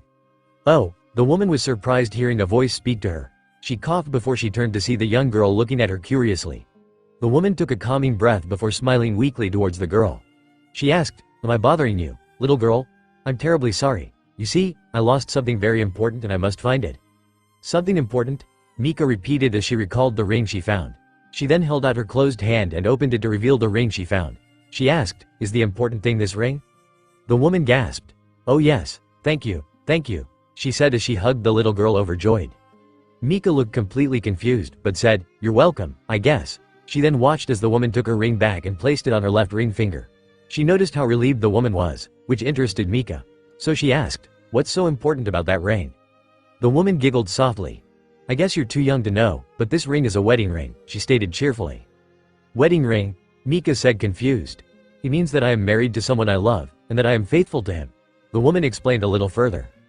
"Oh," Mika said as she realized what the woman meant, "like my mama and daddy." "Exactly," the woman said, smiling softly. "I bet your parents are wearing their wedding rings too." Mika thought for a moment. She then shook her head. "No, I don't think I've ever seen them wear a ring," she stated. "Mika." Mika turned hearing her name. She looked over to where her mother sat. While she didn't see her from behind the newspaper, she did see her mother's hand waving. She smiled and turned back to the woman. "I gotta go. Bye," she said quickly before running off to her mother. The woman was a little stunned by how quick their meeting was, but she softly giggled. "What a lovely girl," she said before she stood up. "And here I was hoping she could play with my son." The woman began laughing softly before she began coughing, but this time a little harder. She eventually got over her coughing fit and then walked away from the park. Preparations begin for the wedding of Monkey D. Luffy and Nami. It was now much later in the day. All the crew had returned to the Thousand Sunny. Everyone was getting ready to eat.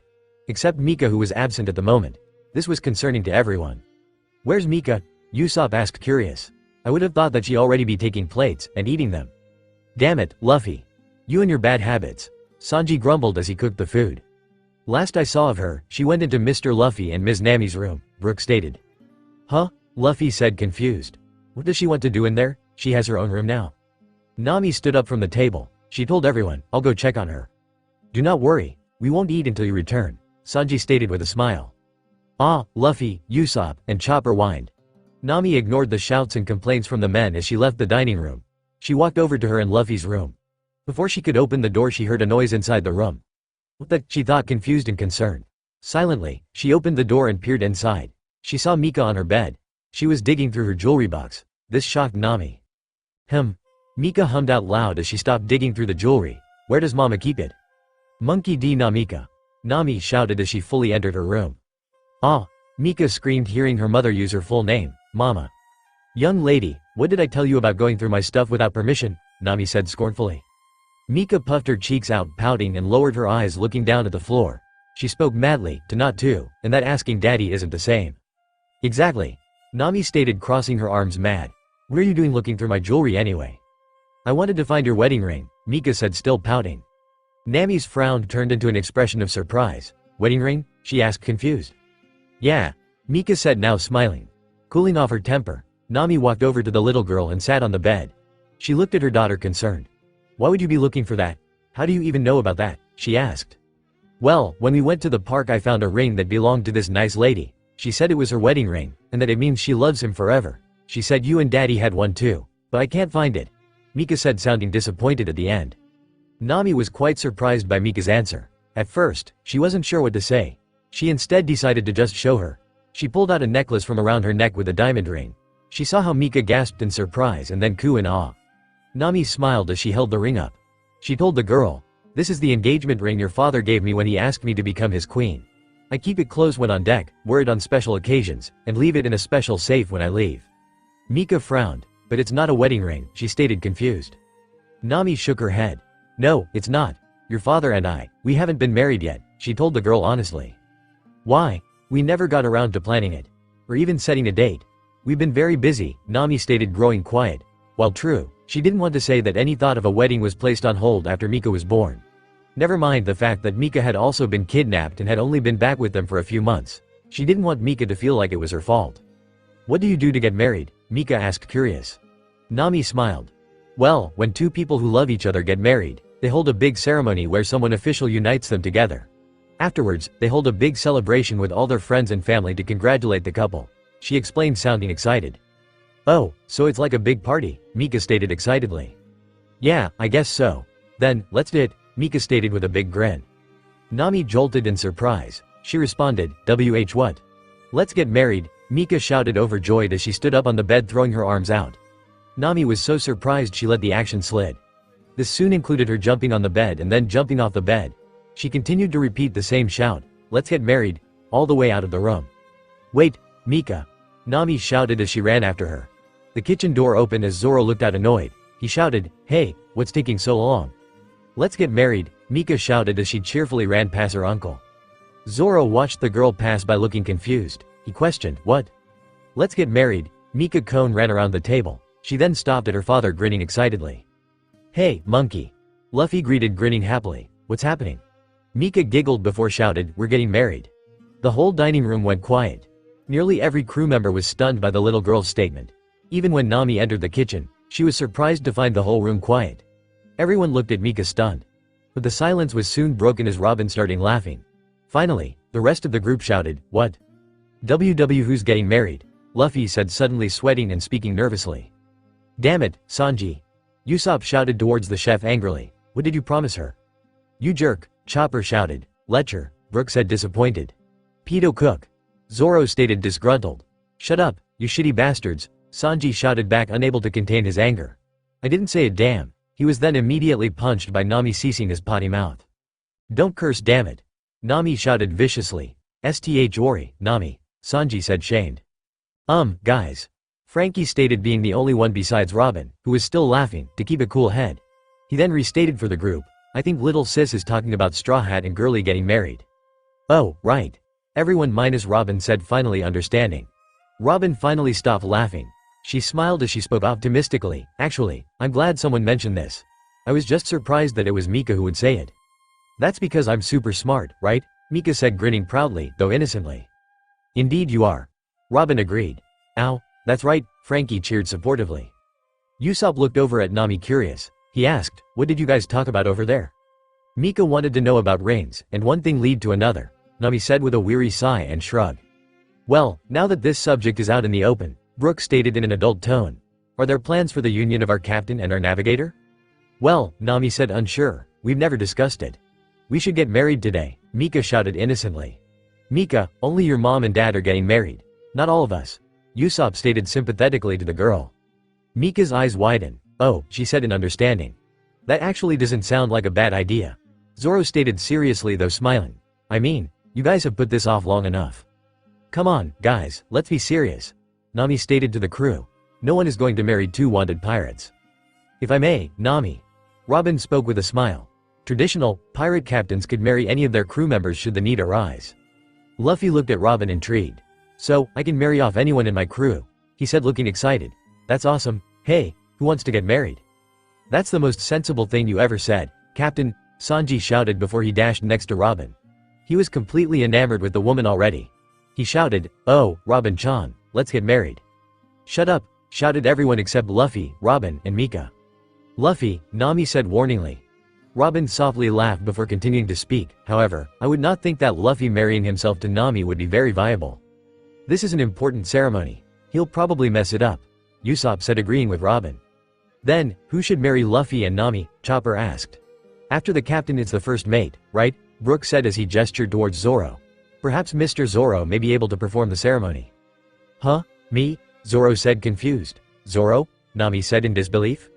That sounds like a great idea, skeleton bro, Frankie cheered out approvingly. Wait, hold on a minute, Nami said, trying to calm the crew down. So, we're having a wedding? Mika asked curiously. You bet, Luffy said grinning. Yeah, cheered Mika. Would someone listen to me? Nami said, her anger starting to rise. A wedding. A wedding. We're gonna have a wedding. Luffy, Usopp, Chopper, and even Sanji cheered out as they danced the same Kenkan dance together in joy. Mika was joining in as well, clapping and shouting with the group of men. Ow, this is gonna be great, Frankie shouted ecstatically. Oh, I just can't wait to see Ms. Nami walking down the aisle, Brook stated in admiration.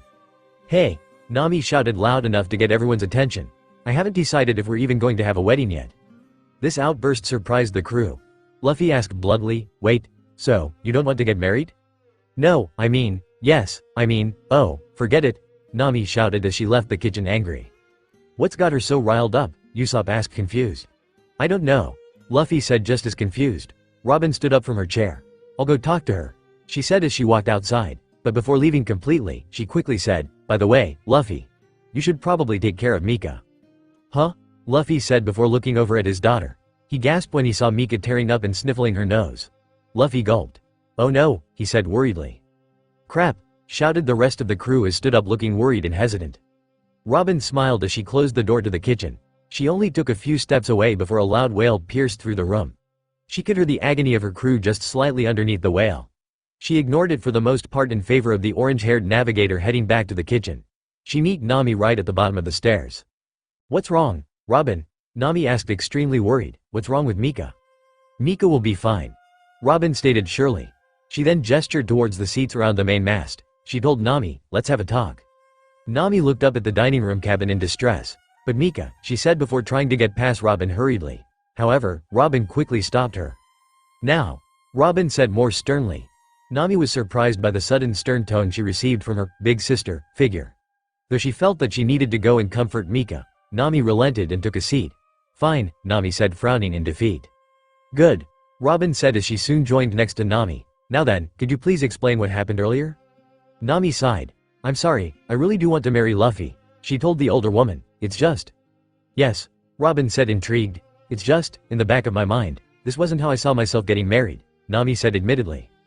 Oh, I never did think much about marriage, but when I did, I always thought I'd get married to some rich, handsome, caring, smart man at my hometown after finally buying it back from that bastard, Arlong, with my sister and friends.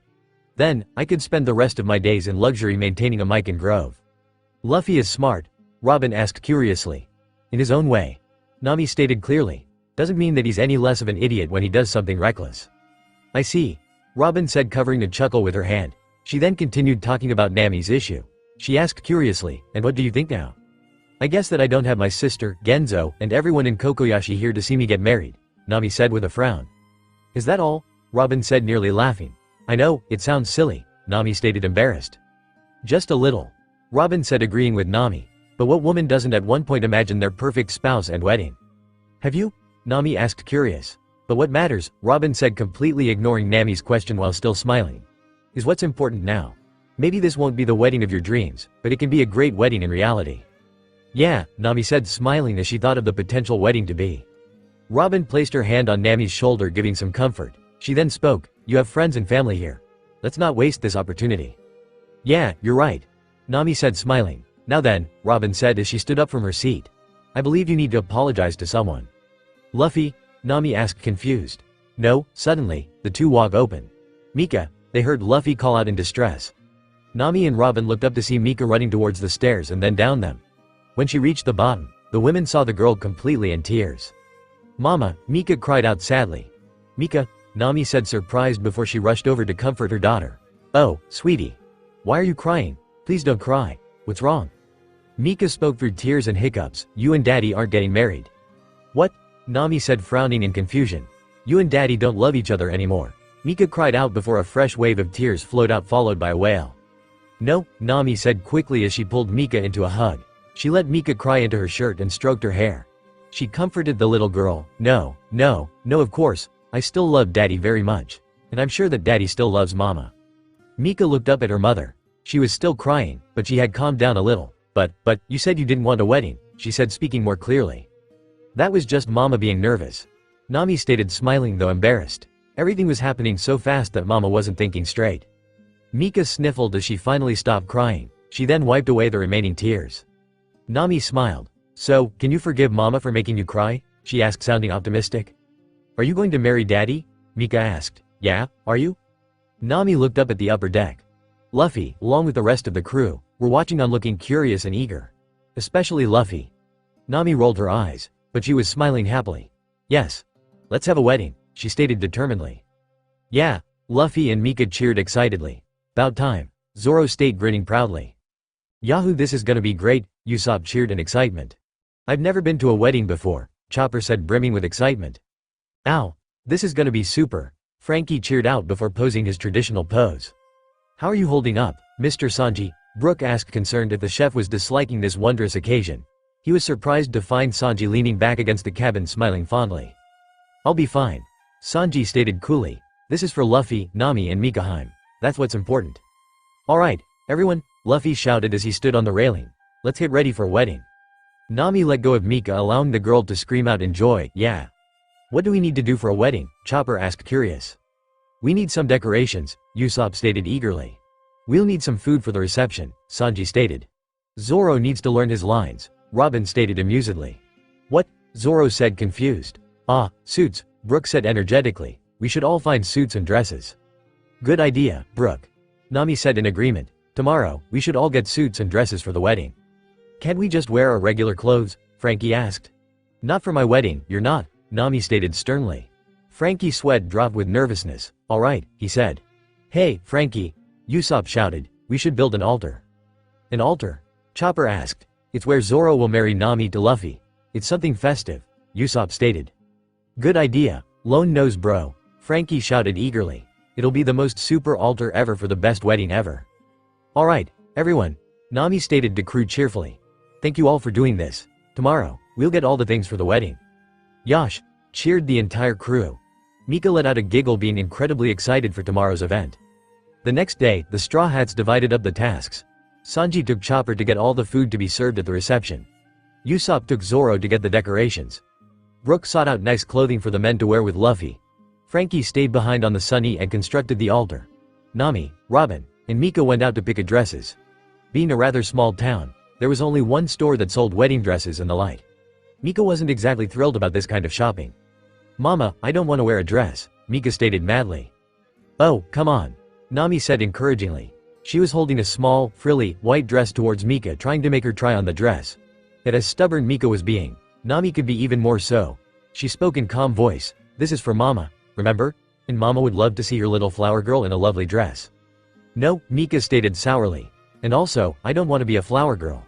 That's lame. I want to be the ring bearer. Nami blinked, surprised. Where did you hear that? She asked. Uncle Usopp. He was talking to Uncle Chopper about it. Figures. Nami said before sighing wearily. Unfortunately, the position is for a boy, which is probably why Usopp was talking to Chopper about it. Mika whined out loudly. Standing nearby, Robin chuckled, overhearing the mother-daughter conversation. Robin spoke, so if Chopper is the ring bearer and Mika is the flower. Ah, Mika groaned loudly in displeasure. I guess that makes me the maid of honor, correct? Yes. Nami nodded as she stood up. Who's the best man? Zoro is the one marrying them? Nami giggled. Luffy said that. All the guys are the best, so I guess it'll be a little crowded at the altar, she stated cheerfully. Robin couldn't help but laugh as well. How sensible of the captain, she said amusedly. Mama, Mika piped up in a whining tone as she pulled on her mother's shirt. Are we done yet? I'm hungry. You are your father's child, Nami said under her breath, slightly annoyed while not directly looking at Mika. Robin heard, and she covered her smile and laugh. Nami then turned to Mika, smiling. She spoke clearly. Okay, we'll get something to eat. Yeah, Mika cheered happily, and afterwards, it's back here to find a dress. Ah, Mika said as his good mood was spoiled by her mother's last sentence. Nami smiled, feeling good about dashing her own child's hope away. Of course, it's all in good fun and very much a part of parenthood. The group then left the store to look for a restaurant. They eventually entered the plaza where many people were walking by or standing around talking with others. Robin quickly pointed out a restaurant and they made their way. Other did. As they walked to the restaurant, both Nami and Robin took notice of some sporadic movement far on the other side of buildings at the other side of the plaza. They saw Marines running around, though it didn't look like they after them. They both narrowed their eyes, suspicious. Then suddenly, there came some gunfire. Everyone in the plaza froze, including our group. Soon following was a big explosion of white smoke. The entire crowd was aghast. Pirates! Then someone shouted, running away from the smoke explosion. Pirates are here, he shouted. Nami was immediately worried. Please be a different group of pirates, she said quietly while crossing her fingers. Mama? Mika asked as she looked up at her mother. Please be a different group of pirates, Nami continued to say, hoping beyond hope. Suddenly, there came another explosion of smoke. The group looked over to see someone burst out of the smoke. All three of them recognized the person immediately. It was Luffy. Damn it, Luffy! Nami shouted in rage. As Luffy landed on a roof, he heard his name being cursed and blinked, surprised. He turned around and quickly spotted Nami, Robin, and Mika. He smiled and turned around to wave at the group. Hey, guys, he shouted cheerfully. Get back here, Straw Hat, shouted a gruff and familiar voice from within the smoke. Luffy turned back towards the smoke. Suddenly, the smoke began forming into a person. Standing on the roof with Luffy was now Marine Commodore Smoker. As always, he was not pleased to see the Straw Hat pirate. He immediately threw his smoke fist towards the pirate. Oh, Luffy said before jumping away, heading towards the plaza. Pirate! Shouted a civilian in panic. This one shout soon erupted the plaza with panic and mayhem. Civilians ran every which way to find safety. Nami street panicking crowd with Mika between them. They were the only ones not panicking, with Mika being confused. She asked, what's going on? Mika, just stay where you are, Robin said, warning the young girl. Run! Shouted the voice of Usopp. The group looked over to side where they saw Usopp, carrying a full bag over his shoulder, and Zoro running out of a street. Only a few seconds behind them was Marine Ensign Tashigi with a large Marine squad. Much like her commander, she too was not happy to see Zoro. Get back here and face me, Roronoa Zoro, Tashigi shouted. This chick is crazy, Zoro stated, panicked. Nami clenched her teeth in angry. Those idiots. Run! Shouted a civilian, sending the whole plaza in an uproar. Robin, Nami spoke as she and the woman stepped closer together, protecting Mika. We better get out of here. Right. Robin said, nodding. Out of my way, shouted a man rudely. Nami didn't see the guy coming and she was rammed into by that person. The force was strong enough to knock Nami back. Mama, Mika shouted worriedly. Nami. Robin said, equally worried. However, since she was distracted, she too got pushed by the crowd. She quickly shouted, Mika. Auntie. Mika shouted, slowly becoming scared. Mika, Nami shouted over the crowd. Mama, Mika shouted back, trying to find her mother. Hey, stop pushing, Nami shouted towards whoever was around her. Look, Nami heard someone shout and turned around to see a Marine soldier mixed into the crowd. He had gained the attention of other Marines. He then shouted, it's Cat Burglar, Nami, get her. Oh no, Nami said, extremely worried. She tried looking for her daughter, but the crowd was too thick. It was a hard decision, but she had to hope that Mika remembered her rules. She spoke softly, please be safe. Suddenly, she felt a hand on her arm. We got her, shouted a Marine soldier eagerly. No, Nami shouted in fear. Gum Gum Pistol. Suddenly, a stretched fist knocked out the Marine soldier. Nami was surprised until she looked over to see the crowd parted, leading to Luffy. The young man grinned victoriously. Luffy, Nami shouted, overjoyed. Nami, we gotta get out of here, Luffy shouted back. I know, but Mika, I can't find her, Nami stated, distressed. What? Luffy said, surprised. Straw Hat, Luffy and Nami turned as they heard Smoker's voice. The crowd was beginning to thicken with smoke. Smoker was nearing them. Luffy turned back to Nami, hearing his name. He saw the worry on his fiance's face for their missing daughter. But he grinned, showing he wasn't worried. Go find the others, Luffy said encouragingly, then we'll find her. Nami was hesitant to obey, but she knew that they couldn't find her like this. The Marines were after them. A Marine swordswoman was after them. And a logia user was after them. They couldn't beat that. A light, Nami said, nodding though regretful. Run, I'll lead him off. You find everyone and find her, Luffy said determinedly. Alright, Nami said before she took off running. She soon disappeared into the crowd. With Nami hopefully out of harm's way, Luffy turned, making a daring smile. He then rushed towards the smoke. Hey, Smokey! Over here! Luffy shouted while waving his arms. Smoker formed into a solid person before Luffy. Enough play, Straw Hat. You have a date with the gallows. Sorry, I'm taken. Luffy smiled cheekily. He then quickly hightailed it out of Smoker's sight. Smoker raised his brow a bit confused, but he didn't have time to decipher the man's weird message. Straw Hat, he shouted and immediately gave chase. Lost. Search for the missing family with Marines. Now later, the chaos and panic in the plaza had finally calmed down. Civilians were kept away from the plaza as the Marines went about investigating. Resting at a table in front of a restaurant, Marine Commodore Smoker sat looking dissatisfied. His cigar was nearly all ash by this point. Standing behind him was Marine Ensign Tashigi looking equally disappointed as her commanding officer. As they both sat and stood where they are, a Marine soldier approached Smoker. Report, Smoker said to the Marine unhappily. Sir, we had tracked most of the Straw Hats, but after our initial encounter with Straw Hat and Roronoa we lost all of them, the Marine said forthwith. Smoker grunted in displeasure. He couldn't be too sore at his own men.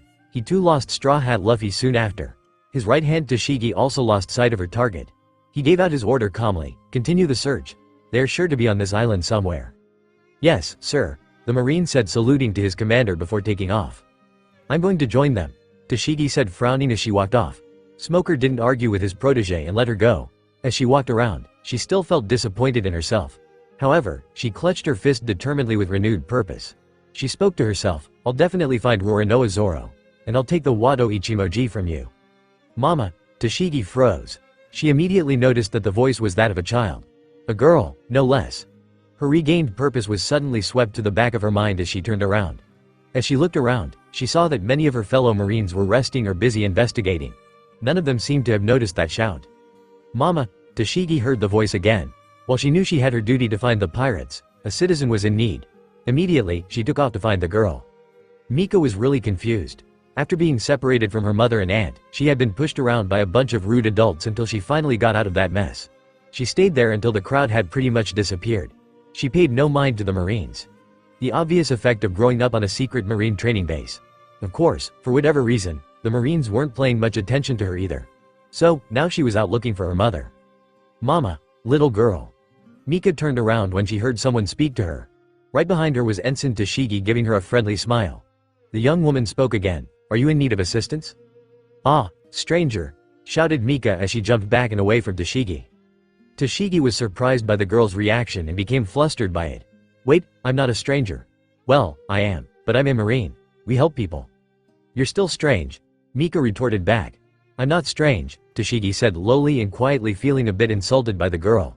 However, she remained firm to help this little girl. She smiled and stated, okay then, my name is Tashigi. I'm a Marine rank ensign. What's your name?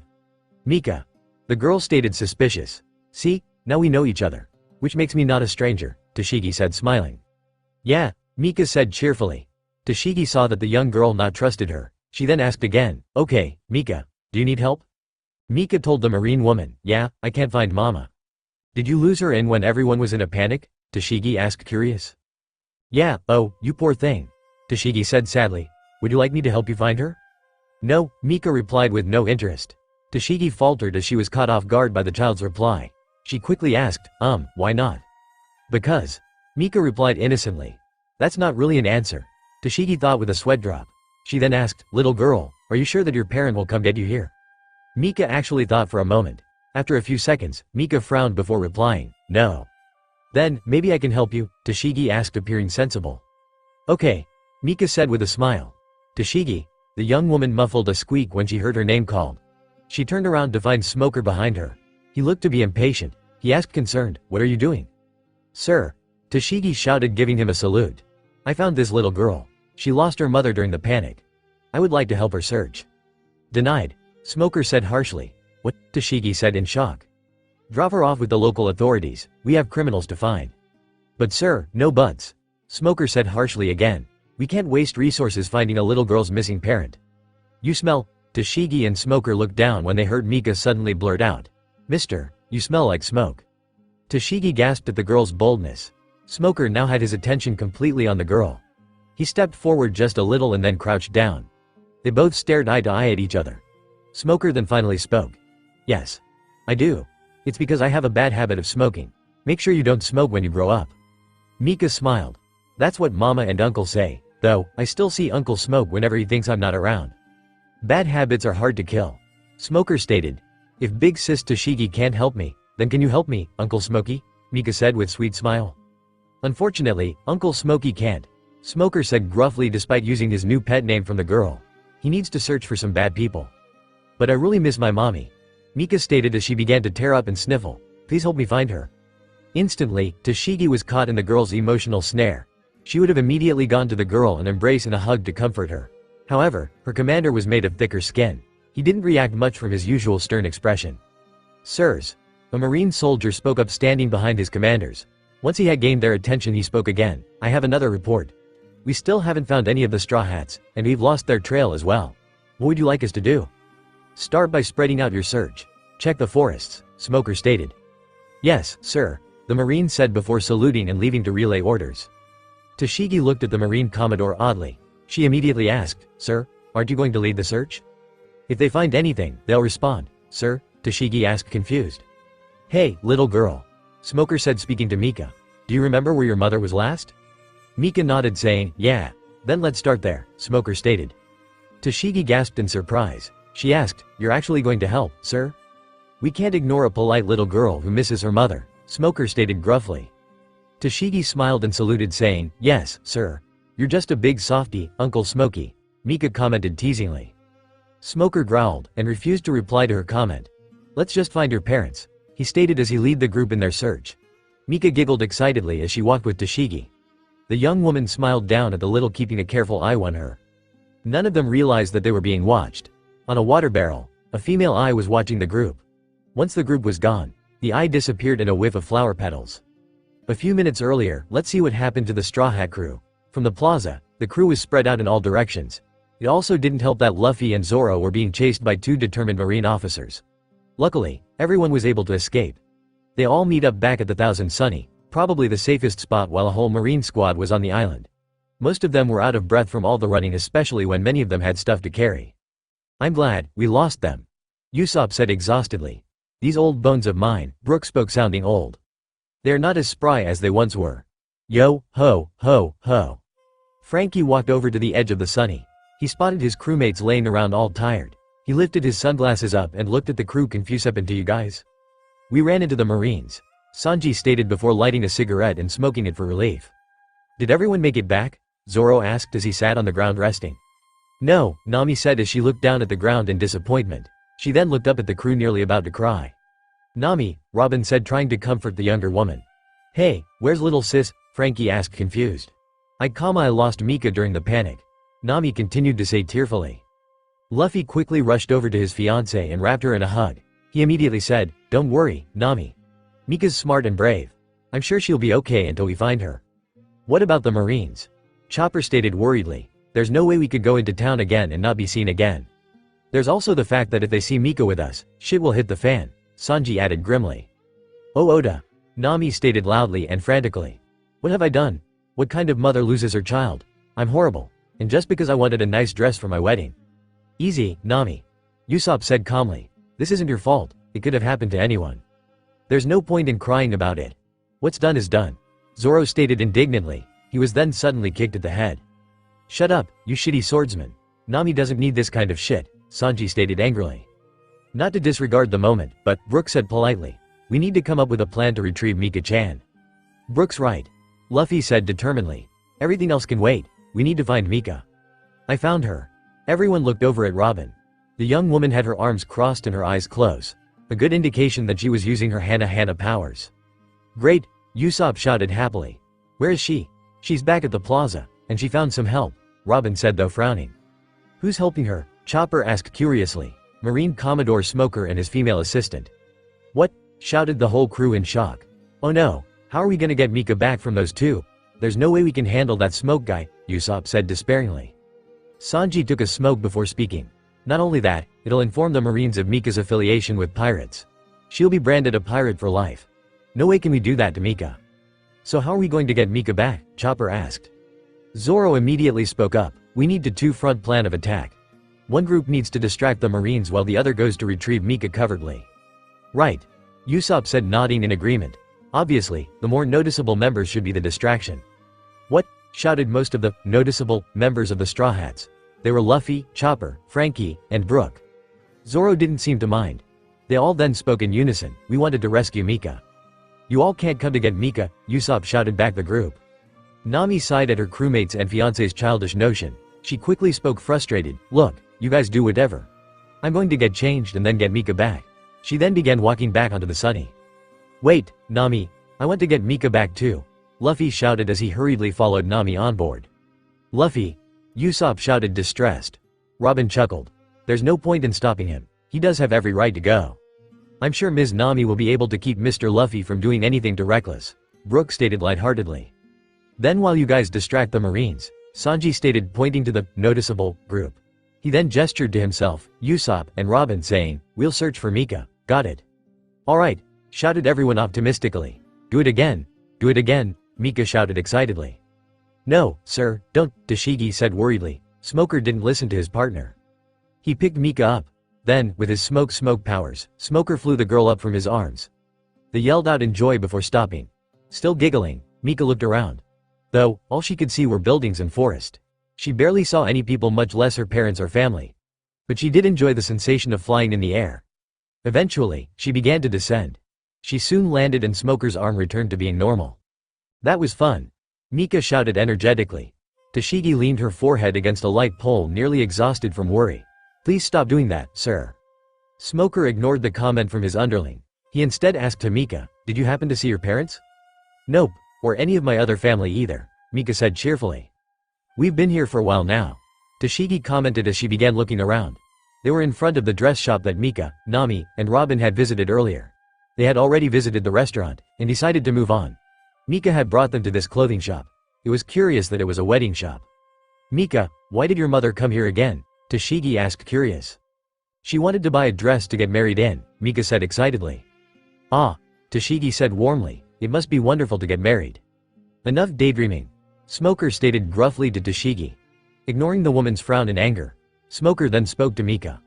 "Are there any other places that your family could be?" Mika thought it over for just a moment. She then immediately remembered and gasped with excitement. "The park, me and Mama went to the park yesterday." "Then we will go to the park," Smoker said. "Yay," Mika cheered before leading the Marine Commodore down the road. Tashigi stayed behind as she got out her transponder snail. She spoke to the snail. "Anything to report, Lieutenant?" She waited for a moment for the Marine to reply. However, one never came. The Marine ensign was starting to grow concerned. "Hello? Are you there, Lieutenant?" On the other side of the line, the transponder snail relayed Tashigi's message. However, there was no one to pick it up and reply. The lieutenant in question was completely knocked out. Him and many other Marines as well. All throughout the forest, Marines, fallen trees, and craters laid about. All caused by the Straw Hats' distraction. Zoro, Sanji, Chopper, Frankie, and Brook were fighting the Marines. Amongst the group, Sanji seemed the angriest of any of them. "Can't believe I got stuck with all of you," Sanji said, angry as he kicked a Marine in the stomach. "I should be out there with Robin and Nami looking for the princess." "Hawk wave," Zoro shouted as he cut through a group of Marines. As he stood back up, he replied to the peeved-off chef. "Get over it, stupid cook." "Shut up, shitty swordsman," Sanji shouted back. "Strong right," Frankie shouted as his fist shot forth, hitting several Marines at one. "Rawr," Chopper shouted in heavy point form as he slammed his fist into two Marines, colliding them into each other. "Three verse humming," Brook said as he slashed through each Marine. The Marines were shocked at first, but then noticed that they hadn't been cut. As Brook walked away from the Marines, he slid his sword back into its sheath slowly. Arrow notch slash. Immediately, all the Marines he cut gained a slash across their chest. They all then fell defeated. "Yo ho ho ho ho. I hope that Mr. Luffy and the others have found her," Brook commented lightheartedly. Elsewhere, the other Straw Hats were on the trail to getting Mika back. Each of the four members had disguised themselves as best they could. Robin had no problem, as even with the simplest disguise she could mask her presence. Usopp was a relative unknown by Marine standards thanks to Sogeking, but still wore a disguise. Nami had dyed her hair black. Luffy was asked to leave his hat, wear a fake mustache and beard. You know the one, and sunglasses. Now, they were in town looking for Mika. They immediately started where Nami had last seen her daughter, at the town plaza. Of course, they did not find her there, and so they began searching around for her. "Where do you think they could have taken her?" Usopp asked to Nami. "I don't know, we haven't been to that many places here," Nami stated in slight worry. "Did you ask to the archaeologist?" Robin did not respond at first. She had her arms crossed and was concentrating hard as she spread her Hana powers throughout the town. From one spot to another, she produced as many eyes as she could to spot Mika. Luckily, her network of eyes soon spotted the target. She immediately relayed what she saw to her friends. Mika is heading towards the park. She's still with the marine officers. Crap, Usopp said worried. I thought Zoro and the others would have sent those two running. Or at least that smoke guy. At least they're taking care of Mika, Luffy stated optimistically. Usopp nodded. Fair point. Let's head to the park anyway. There's only one eye and Mika know of. Nami stated determinedly. Right, said the rest of the group as they followed Nami to the park. Meanwhile, Mika's group had reached the park. Like yesterday, there were many kids playing around and their parent or parents along the edge talking amongst each other. Almost immediately, adults and kids alike took notice of the two marine officers entering the park. Kids began scrambling towards the two marines, completely excited to meet two heroes. Adults came over as well to monitor their children and potentially speak with the marines. As Smoker and Tashigi, most her, handled the crowd, Mika slipped past everyone and began looking around for her mother. Oh, little girl. Mika stopped looking around as someone spoke to her familiarly. Mika turned around to see the woman from yesterday whose ring she found. The woman's appearance hadn't changed much from last time, though she looked paler. Mika immediately smiled and greeted the woman. Hi, Miss Wedding Ring. The woman chuckled. You can call me Yuka, sweetie. Oh, I'm Mika, Mika replied energetically. Yuka chuckled again. Nice to see you again, Mika. But what are you doing here with the Marines? I'm looking for Mama, Mika stated. She then asked, have you seen her? I'm afraid I haven't, Yuka said sadly. She then began coughing, covering her mouth as the coughs began getting progressively worse. Mika looked at the woman concerned. She asked, are you okay?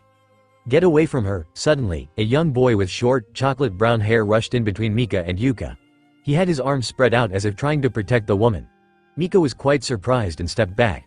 She stared at the boy confused. The boy then shouted again, what did you do to my mom? Hey, I didn't do anything to her, Mika shouted back, getting mad. Liar, shouted the boy. Before the boy could say anything more, Yuka gave the boy a very light slap behind his head.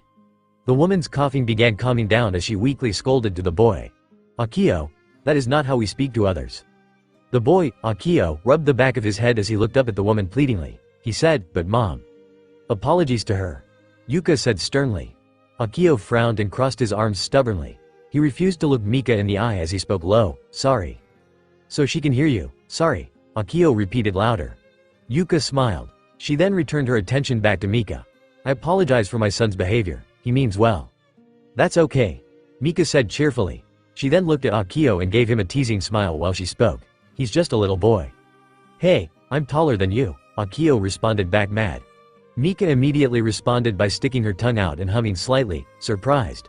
Akio responded in the same way. The two kids were now in a contest for who could stick their tongue out the longest. Yuka smiled and giggled, seeing how well her son was getting along with this little girl. Aren't you two adorable? Yuka said amusedly. Mika stopped her childish act and turned around to see Tashigi rushing towards them. Have you found anything about her mother? No one has seen her, Mika said frowning. Tashigi frowned as well, but quickly replaced it with a smile. Don't worry, Mika. We'll find them soon, I'm sure of it. Mika smiled back at Tashigi. Okay, Yuka smiled as well, seeing how helpful the marine girl was being. She then approached the marine. Thank you for taking care of Mika, Ms. Marine. Do you know her? Tashigi asked, surprised. Only a little. I'm afraid I don't know where she lives, Yuka replied. Maybe you can help us then. We just got a call in from our troops on the other side of the island of some dangerous people. I and Commodore Smoker need to help them. Do you think you can keep an eye on Mika? Tashigi asked. Of course, Yuka said happily. I wouldn't mind at all. Thank you, ma'am, Tashigi said before bowing to the woman, showing her gratitude. She then took off heading towards Smoker. Bye, big sis, bye uncle. Thanks for the help, Mika shouted cheerfully as she waved to them. Tashigi waved back to the girl while Smoker remained cold and slightly grouchy. The two then soon took off in a hurry. Wait, she's staying with us? Akio asked, shocked. Only until her parents can find her, Yuka replied happily. Ah, Akio said in a whiny tone. He then sent a glare at the girl, who was frowning back at him. Akio spoke to the girl. Maybe her parents left her because she was so annoying. Maybe you're dumb, Mika replied back. It was the Marine's fault that I got lost. Then why were you with them? Akio asked. Big sis was nice, and uncle was fun, Mika answered, grinning. Akio's sweat dropped. You're weird. Yuka chuckled, seeing how much fun her child was having with the little girl. She then spoke to Mika, concerned. So, Mika, do you have any idea where your parents could be? No, Mika replied quickly, but smiling, but it shouldn't be long now until they come. Oh, How do you know that? Yuka asked curiously. Because the Marines are gone, Mika said with a grin. She then began looking around. Eventually, she found what she was looking for, and immediately ran over towards a tree. Located on a branch was a female, human eye looking down at Mika. The little girl smiled and waved it. Immediately, the eye burst into petals. Mika then turned back around to the family of two grinning brightly. And now, they know where I am. No they don't. Stop making stuff up. Akio stated, disbelieving the girl's claim. He then turned back to his mother. Mom, let's go home. We don't have to look after her. You've been out for too long. Unlike her son, Yuka was curious to what the girl meant, but she simply played it off as childlike belief in her parents. Something she wished her son had a little of as she could see the worry and concern. It was that very thing she couldn't help but admire about the little girl. Coincidentally, as she looked at Mika, she happened to notice a few flower petals falling by her. She extended her hand out and caught one just to look at. Flower petals. Mika. Everyone looked over to see a woman with black hair running towards them. Behind her was 3 other people. Another black-haired lady, though her hair was longer, a man with black hair and a white beard and mustache, and a long-nosed man. Huh? Who are you? Mika said before she was cut off when her mother in disguise hugged her tightly. In that moment, Mika realized who was here despite not recognizing her at first. Oh, hi, Mom. I was so worried about you. Nami said to Mika, holding her close, nearly in tears but smiling thankful. She continued saying, I'm sorry we didn't come to get you sooner, it was just. It's okay. Mika said, smiling. I had fun looking for you. Really? Nami said, surprised as she loosened her embrace on Mika to see her daughter's smiling face. I was worried too, ya know. Luffy stated from behind, feeling left out. Mika looked at her father with a blank stare. Who are you? She asked. Gah! Luffy shouted, being struck emotionally. He then fell to the ground and his hands and knees completely depressed. There, Usopp said, giving his captain a sympathetic pat on the back. Luffy mumbled sadly, I didn't want to wear this stupid disguise. You must be Mika's mother. Uroched the group with a friendly smile. You have a very sweet daughter. Thank you, Nami said, smiling with appreciation. While most of the adults talked, Akio looked carefully at the depressed man. He had a weird suspicion about the man. As he crouched down trying to see his face, he saw the man's beard mustache fall. He was shocked at first, which grabbed the attention of the man. Akio and Luffy looked at each, surprised. Something in Akio's mind snapped as he recognized the man and he gasped. Oops. Luffy said as he quickly placed the beard mustache back onto his face. He then quickly stood back up. You're Akio? Yuka spoke with concern to her son, interrupting her conversation with Nami. Is something wrong? Mom, is this your son? Nami said quickly as she approached the boy, smiling. She had caught sight of her fiancé's disguise coming apart and quickly intercepted the boy from informing his mother. Acting like any average mother would, Nami began doting on the little boy. He's so handsome. I wonder if Mika took a liking to you. What? Akio said, blushing. Ew, Mom, he's a boy, Mika stated with disgust. Robin chuckled. I hate to break up this conversation, but I believe we should be going. So soon? Yuka said, sounding a little disappointed. I'm sorry. Nami replied back to the older woman. I would love to talk some more, but we're kind of on a time schedule. Yuka smiled. I see. Well, it was nice meeting Mika's family. She is such a wonderful little thing. Don't we know it? Usopp said, smirking. Bye, Miss Yuka. Mika said as she smiling and waving to the woman as she and her family began leaving. She then looked at Akio and frowned. She shouted out to him, bye, Dumby. Mika, Nami said, scolding the young girl. Yeah? Well, good riddance, Akio replied back. Akio. Yuka said, scolding her child as well. As the Straw Hats left, Mika looked back at the nice lady and her mean son. She wanted to keep waving to them, but soon saw Yuka begin coughing again. Immediately, Akio went to comfort her and then began leading her out of the park. Mika looked at them very worried, but couldn't do anything as she and her family turned the corner. Once so, Usopp took out a transponder snail to inform the others. Hey, guys, we got Mika. You can pull out. The message traveled over to the other transponder snail, which was in Sanji's possession. Upon hearing the familiar ringing, Sanji answered the snail. Hello. Hey, guys, we got Mika. You can pull out, replied Usopp's voice. Good, Sanji said with a smile before hanging up. He then shouted out to his group. Okay, guys, we're done. Damn right we are, Zoro said as he was surrounded by unconscious Marines. They found Mika? Chopper asked, hopeful, still in heavy point form. Yeah, Sanji said, still smiling. Then what are we waiting for? Let's get out of here, Frankie said, grinning. Yo-ho-ho-ho, Brook laughed out as he and all his crewmates took off, leaving their defeated Marine foes behind them. They all soon returned back to the Thousand Sunny. Everyone was extremely joyous to have their little cabin girl back. The wedding would be saved for tomorrow, as so everyone could rest. Despite not getting a dress for either herself or her daughter, Nami decided she would simply use one of her nice clothes as her dress. On the other hand, Mika was absolutely thrilled that she didn't have to wear a dress. Akio ran through town in a hurry. After his mother and him returned to their house, he immediately snuck out. Akio ran into a rather seedy, dark, and downright unpleasant part of this otherwise nice town. He went quite deep into this part of the town, to the point where the buildings were even more rundown than normal. Akio ran right into one of the buildings where two tough guys stood guard. They didn't even bat an eye as the kid ran in. "Boss, boss," Akio shouted as he ran past many shady men gaining their immediate attention. "What is it, boy?" Akio stopped as a gruff voice spoke out to him. In front of him was a big man covered mostly by shadows sitting in a throne-like seat. He had his head leaning into knuckle with a bored look. Despite this, the boy looked very fearful of the man. He spoke up nervously, I found him, boss. I found Monkey D. Luffy." "So," said the man sounding mad. "What does knowing that help your situation, boy? He is a man with a 300 million belly bounty and surrounded by a powerful most of whom have bounties over 10 million. We have no chance of taking them." "But I know how you can," Akio said quickly and desperately. "There's this little girl on their crew." "Huh? What's that?" the shadowed man said with sudden interest. "Yeah? She's really important to them." Interesting," the man said as he rubbed his chin in contemplation. He then began to smirk as an idea formed. "Okay, boy. You want her money, right? Then you'll have to do one more job." "I'll do anything," Akio said determinedly. The shadowed man smirked. "Good.